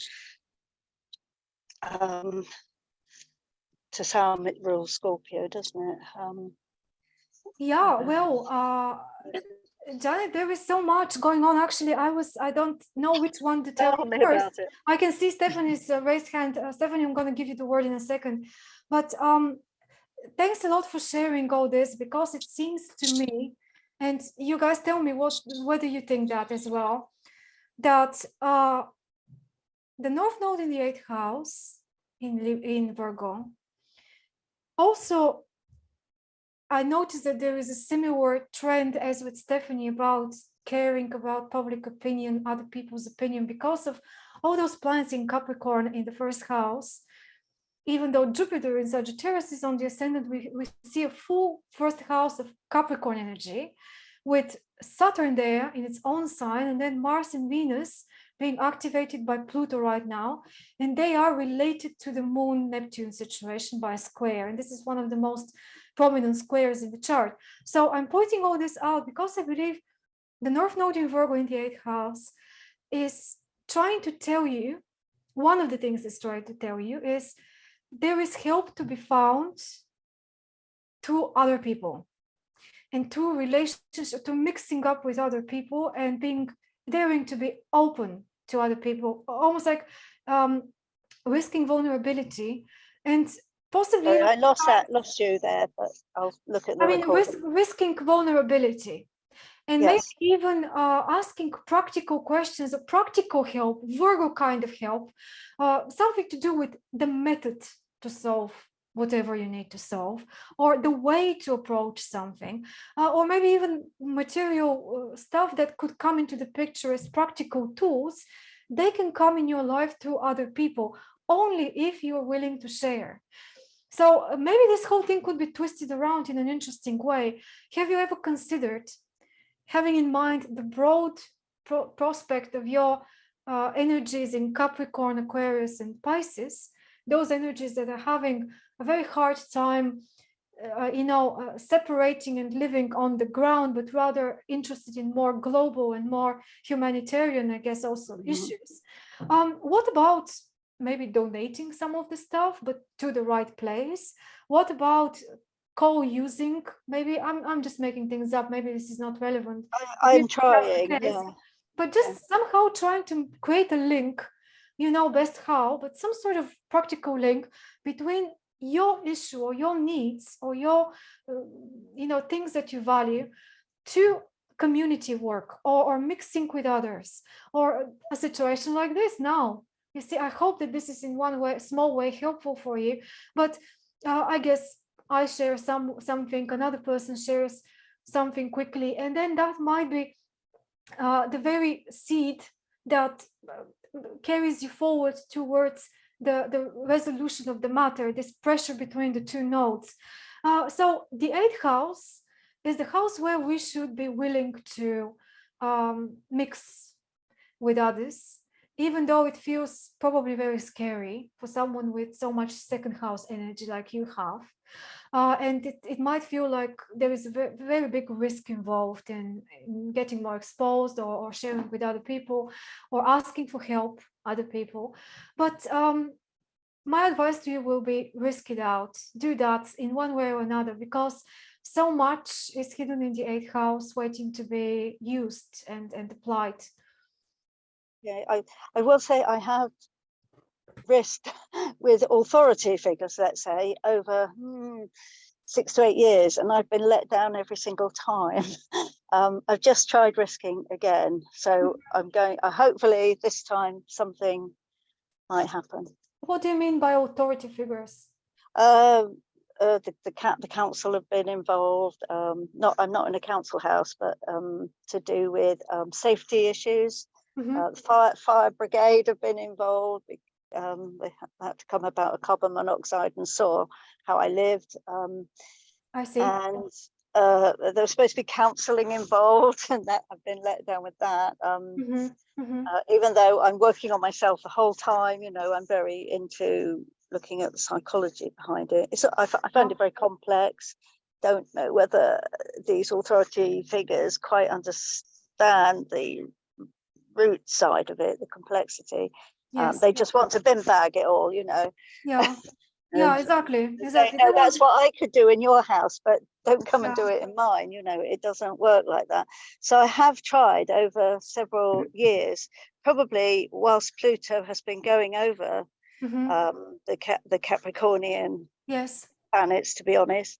But there has been this constant, and I kept coming back to, it looks like it's down to me. It looks like it's just down to me. I've just got to do it, But the recent thing that's happened is that next door are building an extension, and they're building over my water pipe, water element. And certain inspectors called party wall inspectors, they're going to have to come in here. And also I've got to expose areas to have my water pipe changed. So it's quite amazing. It's got to be done. There's no way around it. I have to do it. But it's my home again, my home feeling invaded. Threatened, invaded, yes. But the positive side is I'm pushed to start somewhere. And of all places, it's, I suppose, the kitchen, the working area, which is quite Virgoan, perhaps, I don't know. Although I do my artwork here too. It's the only place I have a very tiny table. Well, there's something going on there. Well, Janet, you said all of those problems with the institutions, they point more to the 10th house, as you probably know, not so much onto the 8th. You've got this very sensitive Neptune moon in the 10th house, and that squares the Capricorn planets, your everyday dealings. The Mars and Venus are together in your chart, and they are those energies of immediate everyday dealing with the world, the kind of energy we put into dealing with situations in general. And Pluto was obviously, as you said, over that, and the Pluto was activating the square even more between the moon and these two planets. So I understand the frustration totally, and how things are supposed to not have worked out very easily in that sense. But I want to insist going back to the 8th, because the 8th holds another form of another format of cooperation and mixing with others. It's not so much about institutions. It's not so much about, I guess part of your cooperating with the extension of the neighbors is going to be with 8th house, which is very good. Also, Pluto is in your 8th house, and Pluto kind of stirs the situation even more. Pluto in the 8th house, imagine what that could be, and Uranus there will be disturbance from outside to break your comforts. The comfort could not be retained and will not be retained unless you voluntarily go in the 8th house yourself. So I guess you are quite squeezed now into this situation where there's no way out. You need to do something before another person does something to, yeah. So isn't that, on the flip side of this, isn't that such a good way to go back to the 2nd house where you have your sun, your conscious energy of tackling everything and basically ruling the chart and saying to every other planet in the chart where to go and what to do. Maybe now the sun can really get back in charge from the 11th house, from the 2nd house in Aquarius. And you are right, it's down to you to initiate, to be proactive, something so difficult for South Node in Pisces. Yeah, so scary, I understand that. But when you start doing this, your focus to be the area of life, which is the 8th house. And if you want, you can read more about the 8th house. This is what I would do if I'm in your case, in your situation, because we still haven't deciphered, anything specific. Maybe there are already some things emerging, but I think getting deeper into the meaning of the 8th house and what examples different astrologers maybe give us what it is like to be in the 8th house can give you some tips and ideas. It's not, I mean, it's very Scorpionic. Pluto is there as well. And let's take a look. Is Pluto making any aspects to the, sorry, that's Jason. So here we are at your chart. Well, Pluto is opposite your sun by birth. So that's a big deal as well. It's you're guaranteed to be shocked by the need for transformation, which obviously will come through the dealings with other people. And here you can really tackle that through the nodes, because if you remain in the grip of the South Node, you're going to let it be, and then it's going to inundate you as a wave coming and overwhelming you. Well, if you act as a Virgo in the 8th house, then you can be in charge of what's going on. So seems to me like there will be that way of pushing you. So let's see what is at the moment affecting you. You see the sun. There is something that I'm meant to be doing that I've put off for years, which is I think it's possibly quite 8th house, but also nodal things. I don't know whether you've heard it. It's called quantum healing, something or other. It's a modality where you're hypnotized, whatever, back to the interlife condition. And for a lot of people, it seems to I see, regression healing. I've been putting it off for years, but I have actually booked an appointment, an open one. You know, I haven't committed yet. I haven't done the Virgo committing, but yes, I wonder if there's something there. You know, once I maybe do that. Anyway, sorry, I interrupted you. No. This is so interesting. I mean, I'm so glad you mentioned that, because believe me or not, even today when I was having my morning coffee and I was reading Martin Schulman's book, there was one sentence of a few sentences there which now turn out are very applicable to you. He was mentioning that many people with South Nodes in water signs, like you have in Pisces, are very interested naturally in things like regression or any other method of investigating the so-called past lives and finding a channel to understand what happened. Yeah, I have all my life. I have actually. Yes. That's interesting. You're again, confirming that. 8th house, isn't it? Yeah. Yeah, but then his comment on that was a bit critical. The thing is, he was saying, well, nothing wrong with that in general, but if you happen to have those nodes, there will be the tendency to try to keep digging the past and living in the past instead of facing the future. All the South Nodes are bringing us back to something we're comfortable with as a past habit and way of operating easily. in the most easygoing way. Well, the North Node requires making a decision, first making a decision to act in a new way, and then getting the will activated to not just know it, but also do it. And that's so hard, isn't it? This is extremely hard. And so the regression could help you if you want to clarify certain things. But what if they give you some very interesting information during the regression, and instead of you mobilizing yourself to solve the current issues, because Virgo is very now and, you know, today, solve something. Something is broken, needs to be repaired, or something is you know, ill and needs to be healed. This is the main topic of Virgo. So instead of doing that, you might get too much into brooding about the past, or that new information that you uncover. Well, I've chosen this because it's interlife rather than past life. Oh, I see. Okay. The past life, I had a hypnosis past life when I was decades ago, can't remember, 22, I think. And I didn't get a lot at that session, but it opened up something. And so I've had spontaneous recall on and off for different, only for set reasons, not they're to do, yeah, they're all for do with set reasons with people I've known or situations I'm in. Yes. But much more recently, I don't know, maybe the past 10 years, I've been much more interested in the interlife situation and what comes out of that. And it's a much deeper healing.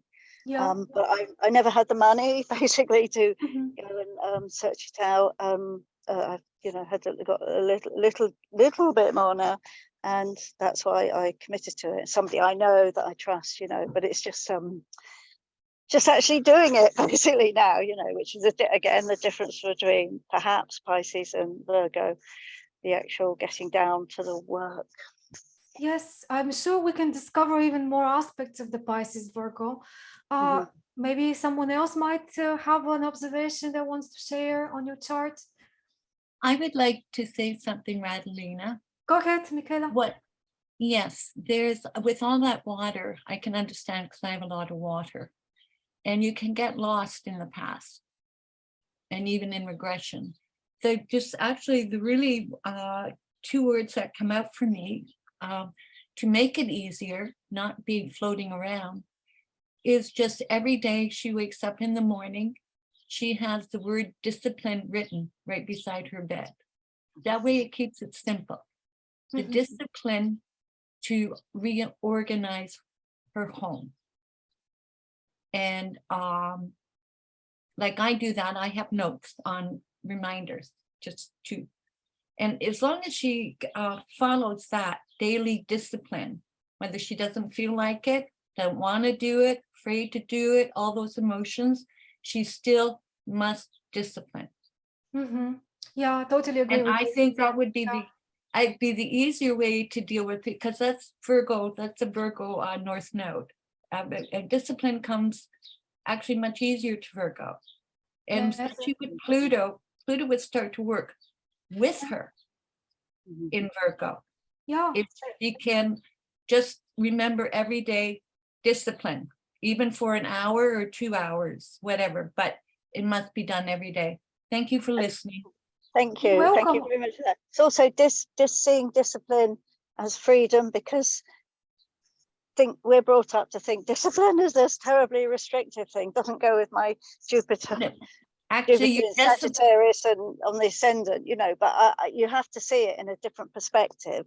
That the perspective I see it is frees the rest of your life.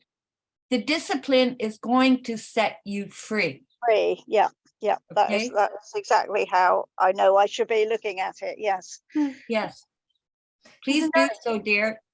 That's interesting, because exactly the discipline part of the chart is what Pluto has been trying to activate in the last years. You've got Saturn in the first house as well, which is kind of left alone. Saturn, as far as I can see, doesn't have stressful aspects to it, and it's in its own sign. So that's another pointer to the same thing, that maybe Saturn is a hidden friend waiting to be used. And also, before I forget, Joe, I can see your hand. I will give you the word in a minute. The progressed sun. I didn't want to overcomplicate things with the progressions and transits, but I think they're so linked to what's going on in our lives in the moment. So the progressed sun is very slow. It happens to be here right now, 01 Taurus. That means that very soon, I mean, your progressed sun came to Taurus just maybe between 1 and 2 years ago. I don't see the minutes here, just the degree, but it moves 1 degree per year. So 1 or 2 years ago, it moved from a 30-year journey through Aries to now in this position. And the nodes, the transiting nodes today happen to be along that line exactly.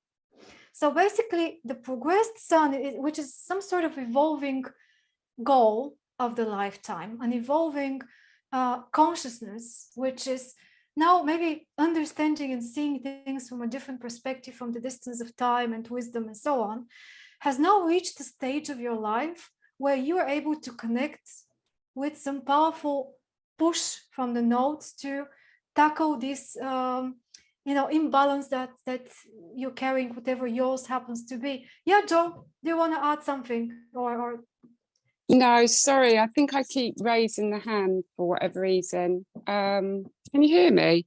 Yeah, okay. yeah, very good. Just because I'm in a funny place, keep moving around the house.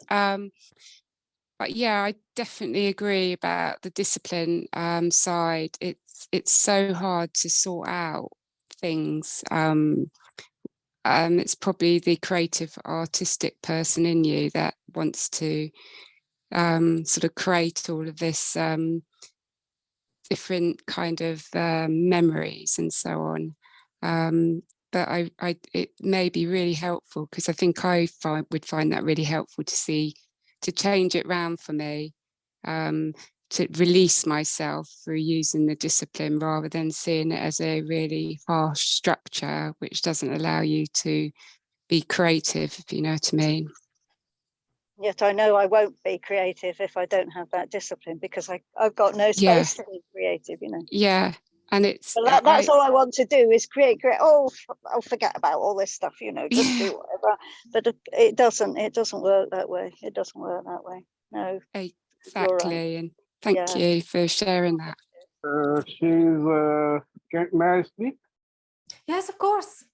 Yeah, she's, majorly under the influence of K2 South Node.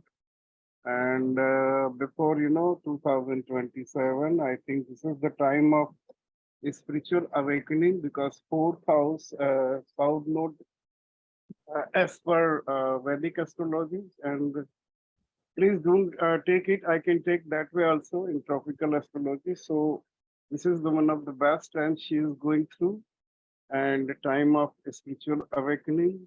And before 27, I think 2027, there might be, some positive things when the Saturn transit over her natal south node. So I think this is the best time. And whatever everybody is saying, that whether discipline needed or whatever, but I think my personal observation is this: I think this is the one of the best times she's running. And if she goes to visit, holy places and pilgrimages, and she can make more. So you're suggesting this is an 8th house, maybe idea of participating in some sort of ritual with other people that could be a healing. K2, 4th house is, generally rule in Vedic astrology. We say that sometimes, the house of, the happiness and, your lineage and also. So as per, this majorly she is running K2 period, South Node period until 2029. And this is the time of, learning many mystic things like occult science and parascience and visiting holy places. But she must take care of health, because Pisces, K2 is there, and Pisces rules particular organ. So there might be, chance of going through the some hospitalization, sudden hospitalization, or like health hazard, but not major. When Saturn transit over there, natural south node. But I think this is the best time before Saturn, turn into the Pisces. She can, she can visit like church and praying, and I think she can do a best time before 27. Okay. Okay. Next 3 years are very. I love to visit the ancient sacred sites. Yeah. I've done that all my life. Yeah. So I think the Christ consciousness will help you during this time, and I think that this is one of the best period you are going. Thank you. Thank you. Thanks to hear. I know you have a similar situation with your notes, and that might be helpful also in terms of the 8th house in her case. But I can see we are close to the end, and obviously those meetings are, showing me that 2 charts are probably plenty. I don't know if that's how you think, but sometimes we may be able to include a 3rd. Before we go, I wanted to show you one final thing, just on the same chart. So how many of you use the Sabian symbols? I'm curious. Sometimes. You use them sometimes? They're a little confusing, but yeah, I feel like they're so archetypal. They're hard to interpret. They're the ones like the old woman's by the river kind of thing, related to your degree. Yes, yes. Okay. Well, I don't know. You can experiment with them as you wish, but I find them so revealing, especially when we first have done something like this, and then we check them. They might get a little bit, they are, of course, symbols. They shouldn't be taken literally, and that annoys some people. But still, I see sometimes the meaning very literally expressed. So wanted to show you quickly those notes, the 27th degree of Pisces and 27th degree of Virgo. Have you checked them for yourself, Jan? Do you know? I don't know. No, I don't know them. No, actually. No. Okay. Are you curious? Do you want to take a look at that together? Okay. So, sorry, I'm just trying to get back to my screen, but let me see. Right. I will share now a different page. Starting, this is Pisces 27. And so that we don't waste too much time, you can read that in your own time. But because this is the South Node degree, a harvest moon illuminates the sky. Just the title might not tell us a lot still. But in this website, what I like about this, I obviously like the most the Woodier's astrological mandala site where you can check the degrees as well and go deeper. But this one I find very useful as well. And at the end, those little final few sentences is where Linda Hill is sharing something like a caution about the degree. And I find it very relevant to South Node. So when I check a South Node degree, I sometimes jump back, right to the end, where it's the caution sentence, to see how we can misuse the energy, or we can do too much of the energy. What could basically go wrong with that energy? And isn't that interesting? Neglecting tasks because of the appearance of abundance. Achievements waning because of neglect. Lunatic behavior. Not being able to sleep. I don't know about that. Illusions. So I think we have a lot of pointers in your chart to this sort of tendencies. The moon with Neptune in Scorpio, the square to Mars and Venus, the whole Piscean node and the many planets in Pisces. So maybe there is something to it that this could reveal to you.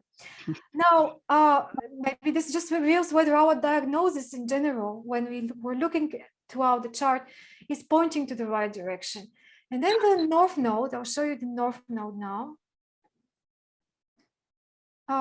Did you see switching to Virgo, or do I need to? What do you guys see on your screens? Yes, yeah, we see it. We see Virgo 27.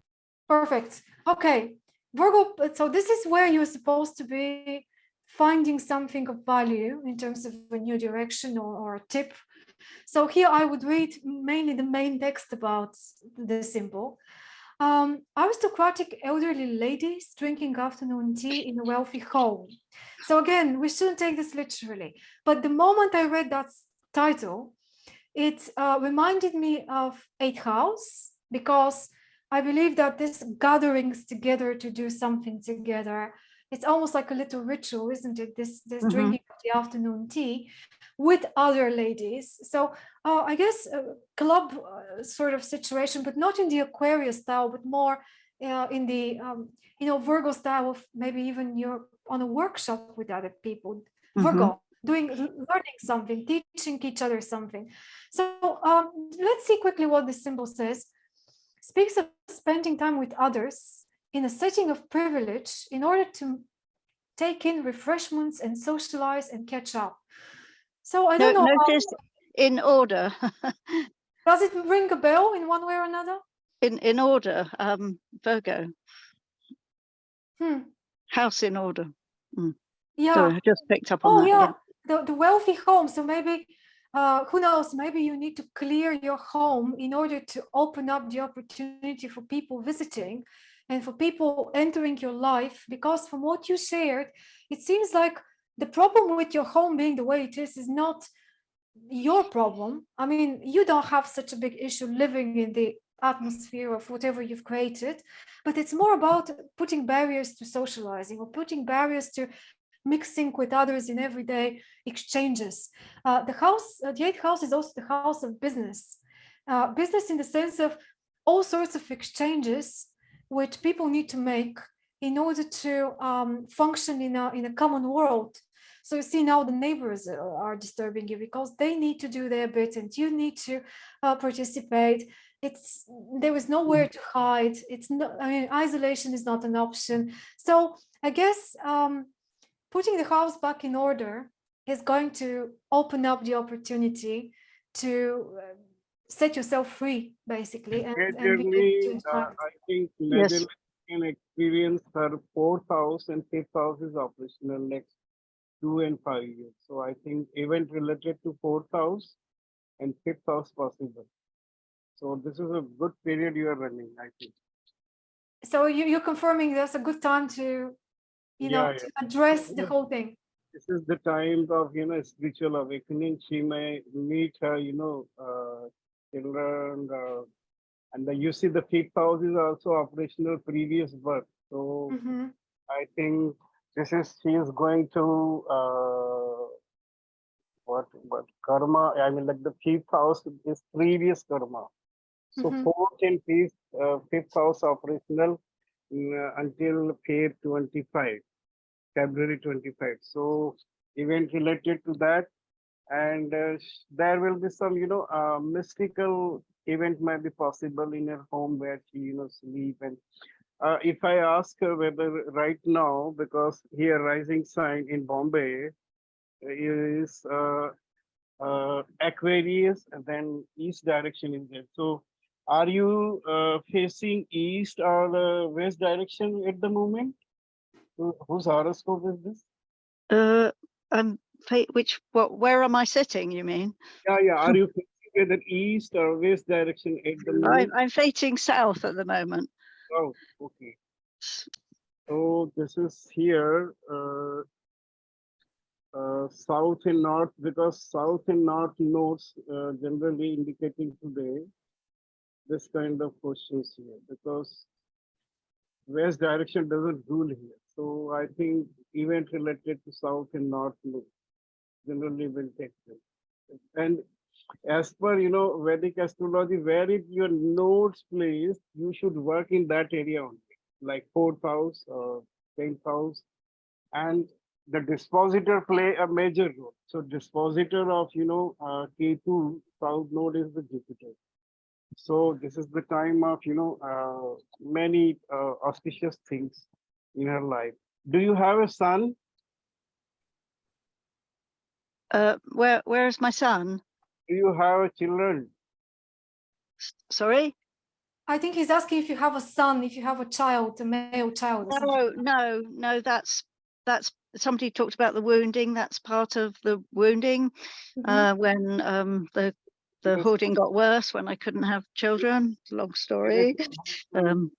Getting here, miscarriage, abortions earlier. Well, so here I suggest we don't go into this territory because you see, you No. are pushing us towards more your kind of, which might be very interesting, but we are not so knowledgeable about this and we're not able to really understand where this is coming from. And my idea is to just use this as an exercise for, more from a tropical and psychological point of view, because it's not the point to try to predict things for Jeanne, isn't it?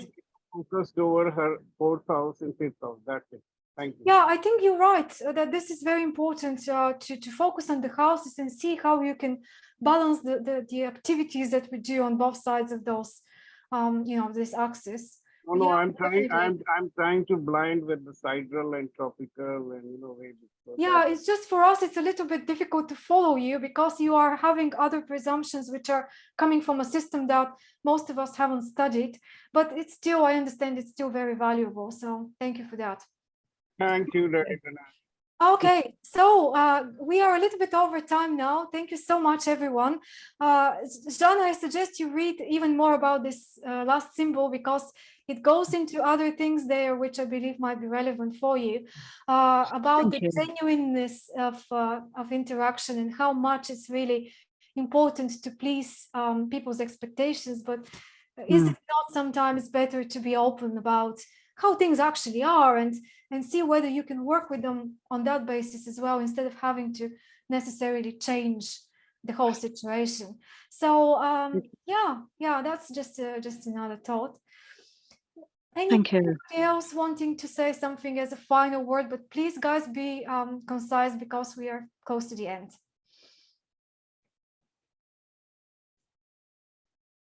Who we're gonna discuss the next time? Okay, well, the next time will be in 2 weeks, again on Saturday. And because we started with the nodes, which I think are connected to sun and moon dynamic in the chart, next topic will be related to the moon. And basically the topic will be our emotional fluctuations and how it's so difficult to control the moon, as the moon is uncontrollable. And hopefully we can see what our moons are doing in the chart and how we can give them the right kind of food that they need to feel stable and a bit more in sync with the sun. So yeah, the moon is the next time. Are these ones going on your YouTube, even if we don't have paid for it? Because I'm not able to attend the next one, but I would really like to listen to it. Okay, so the way it works, it's a bit similar to what it was before, but I've decided to always record it. And whoever signed up for the meeting, even if you don't turn up on the meeting itself, I will send you the recording. But if you haven't signed up, I won't send you the recording. And I'm not going to publish the whole thing online. Actually, I will be, but then you can buy it later. So you can pay the same amount as if you were here live. It's going to be exactly the same, but you can buy it from the website. Yeah, that would be another option. Or on YouTube, I would just maybe publish small sections. And I don't know if I would do that. Maybe sometimes I will, sometimes I won't. But yeah, in any case, you're going to have a second chance to. Cool. That's perfect. Thank you. But also important to mention, which some of you asked me when you signed up, I'm not going to look at the chart of someone who is not here. Yeah, so that's the rule. Because I mean, if you signed up and you wrote to me that you're really interested in, having your chart read, I will only do it if you're present, because you see how it would have been impossible for us to really get to the point and say something meaningful. However, we are restricted with the time and so on. If Janet and Stephanie weren't here to give us a bit of feedback and information. Yeah, so that's very important. Yeah, I think. Very important. Yeah. Yeah, would you please make available this with the recording? Yes, so you're going to have the recording. Everybody that signed up for today, within a few days. Will I get my email? Yes, you're going to receive an email from me with the link. When you press on the link, you're gonna being Yeah. linked to YouTube, where it's a hidden folder. You can watch it there. Last talk you have told me that you will advise me which school to study tropical astrology, but you have not advised. I'm sorry, Sahir, I can barely hear you. I didn't catch that last thing you said. See, in last talk, can you hear me? Yeah, a little bit better. Yeah. Last talk you have advised me, you have told me that you will advise me some good astrological schools for tropical astrology, but you have not said anything yet. So is that a question? No, it's not question. I'm just generally asking you if you can please advise me good tropical astrology. Oh, you mean to have a topic on what's tropical astrology against other systems? Is that what your idea is? This is, you told me that you will advise me. One of the last sessions, you were going to send him some information. Ah, okay. I do remember it. You were going to send him some information. You see, Tom knows more than me, remembers more than me. Occasionally I remember something. Yeah, okay. Well, you have to, so here, drop me a line, because, you know, here we are just talking with everybody at the moment, and it's just very difficult for me to remember. But send me a quick email or message and remind me what it was I needed to send you, and I'll do my best. I have asked for astrology school, that's it. Okay, yeah, we will speak separately, and I can send you whatever it's all about. Yeah. Tropical astrology, thank you. All right. Yeah. All right. Hey, There were so bonne many links. Yeah, I will try to send you over something. Okay, Bonne guys. So thank you so much for today. How do you find this format of meeting? Do you find it useful? Do you like it? Please course. tell me if there is something you don't like. Of So I course, can. of course, this is wonderful talking. Thank you very much, Sahir. You are always in great effort. You are a friend of mine. That's why you're a bit biased. But I'm also asking you for critical. I have been, you know, attending your workshop past 2 years, right? Yes, yes, I'm very grateful. Thank you very much. Okay, well, Bruno, sorry there was no time this time, but next time maybe you can give us a glimpse on your chart, because there's so much going on with the nodes. Good luck with that. You're right at the peak of it at the moment. And yeah, you can drop me a line privately too if you want to share how it's going and what's going on. Yeah, I'll be curious. Yeah, I'm giving special attention to Bruno, because he's got a chart that, if you guys see how it is at the moment, what it is in general, I mean, some of you might remember it from before. It's really the nodal topic, very on it at the moment. Anyway, so next time it will be Saturday, the 15th of July, and you're gonna receive an email with an invitation and all the rest of it, like usual. And I'll be very happy if you guys come again and offer some discount people, those who have birthday on this month. Who's got a birthday on the 15th? Mine. You have a birthday on the 15th. Okay. 4th July. 4th of July. Yes, it's not the 15th of July. So yeah. Offer me some discount. Well, you bring the chocolates and I might pick the chart and take a look. Yeah, we'll see. We'll see how it goes. Okay, thanks again, and see you in 2 weeks. Bye, everyone. Thank you.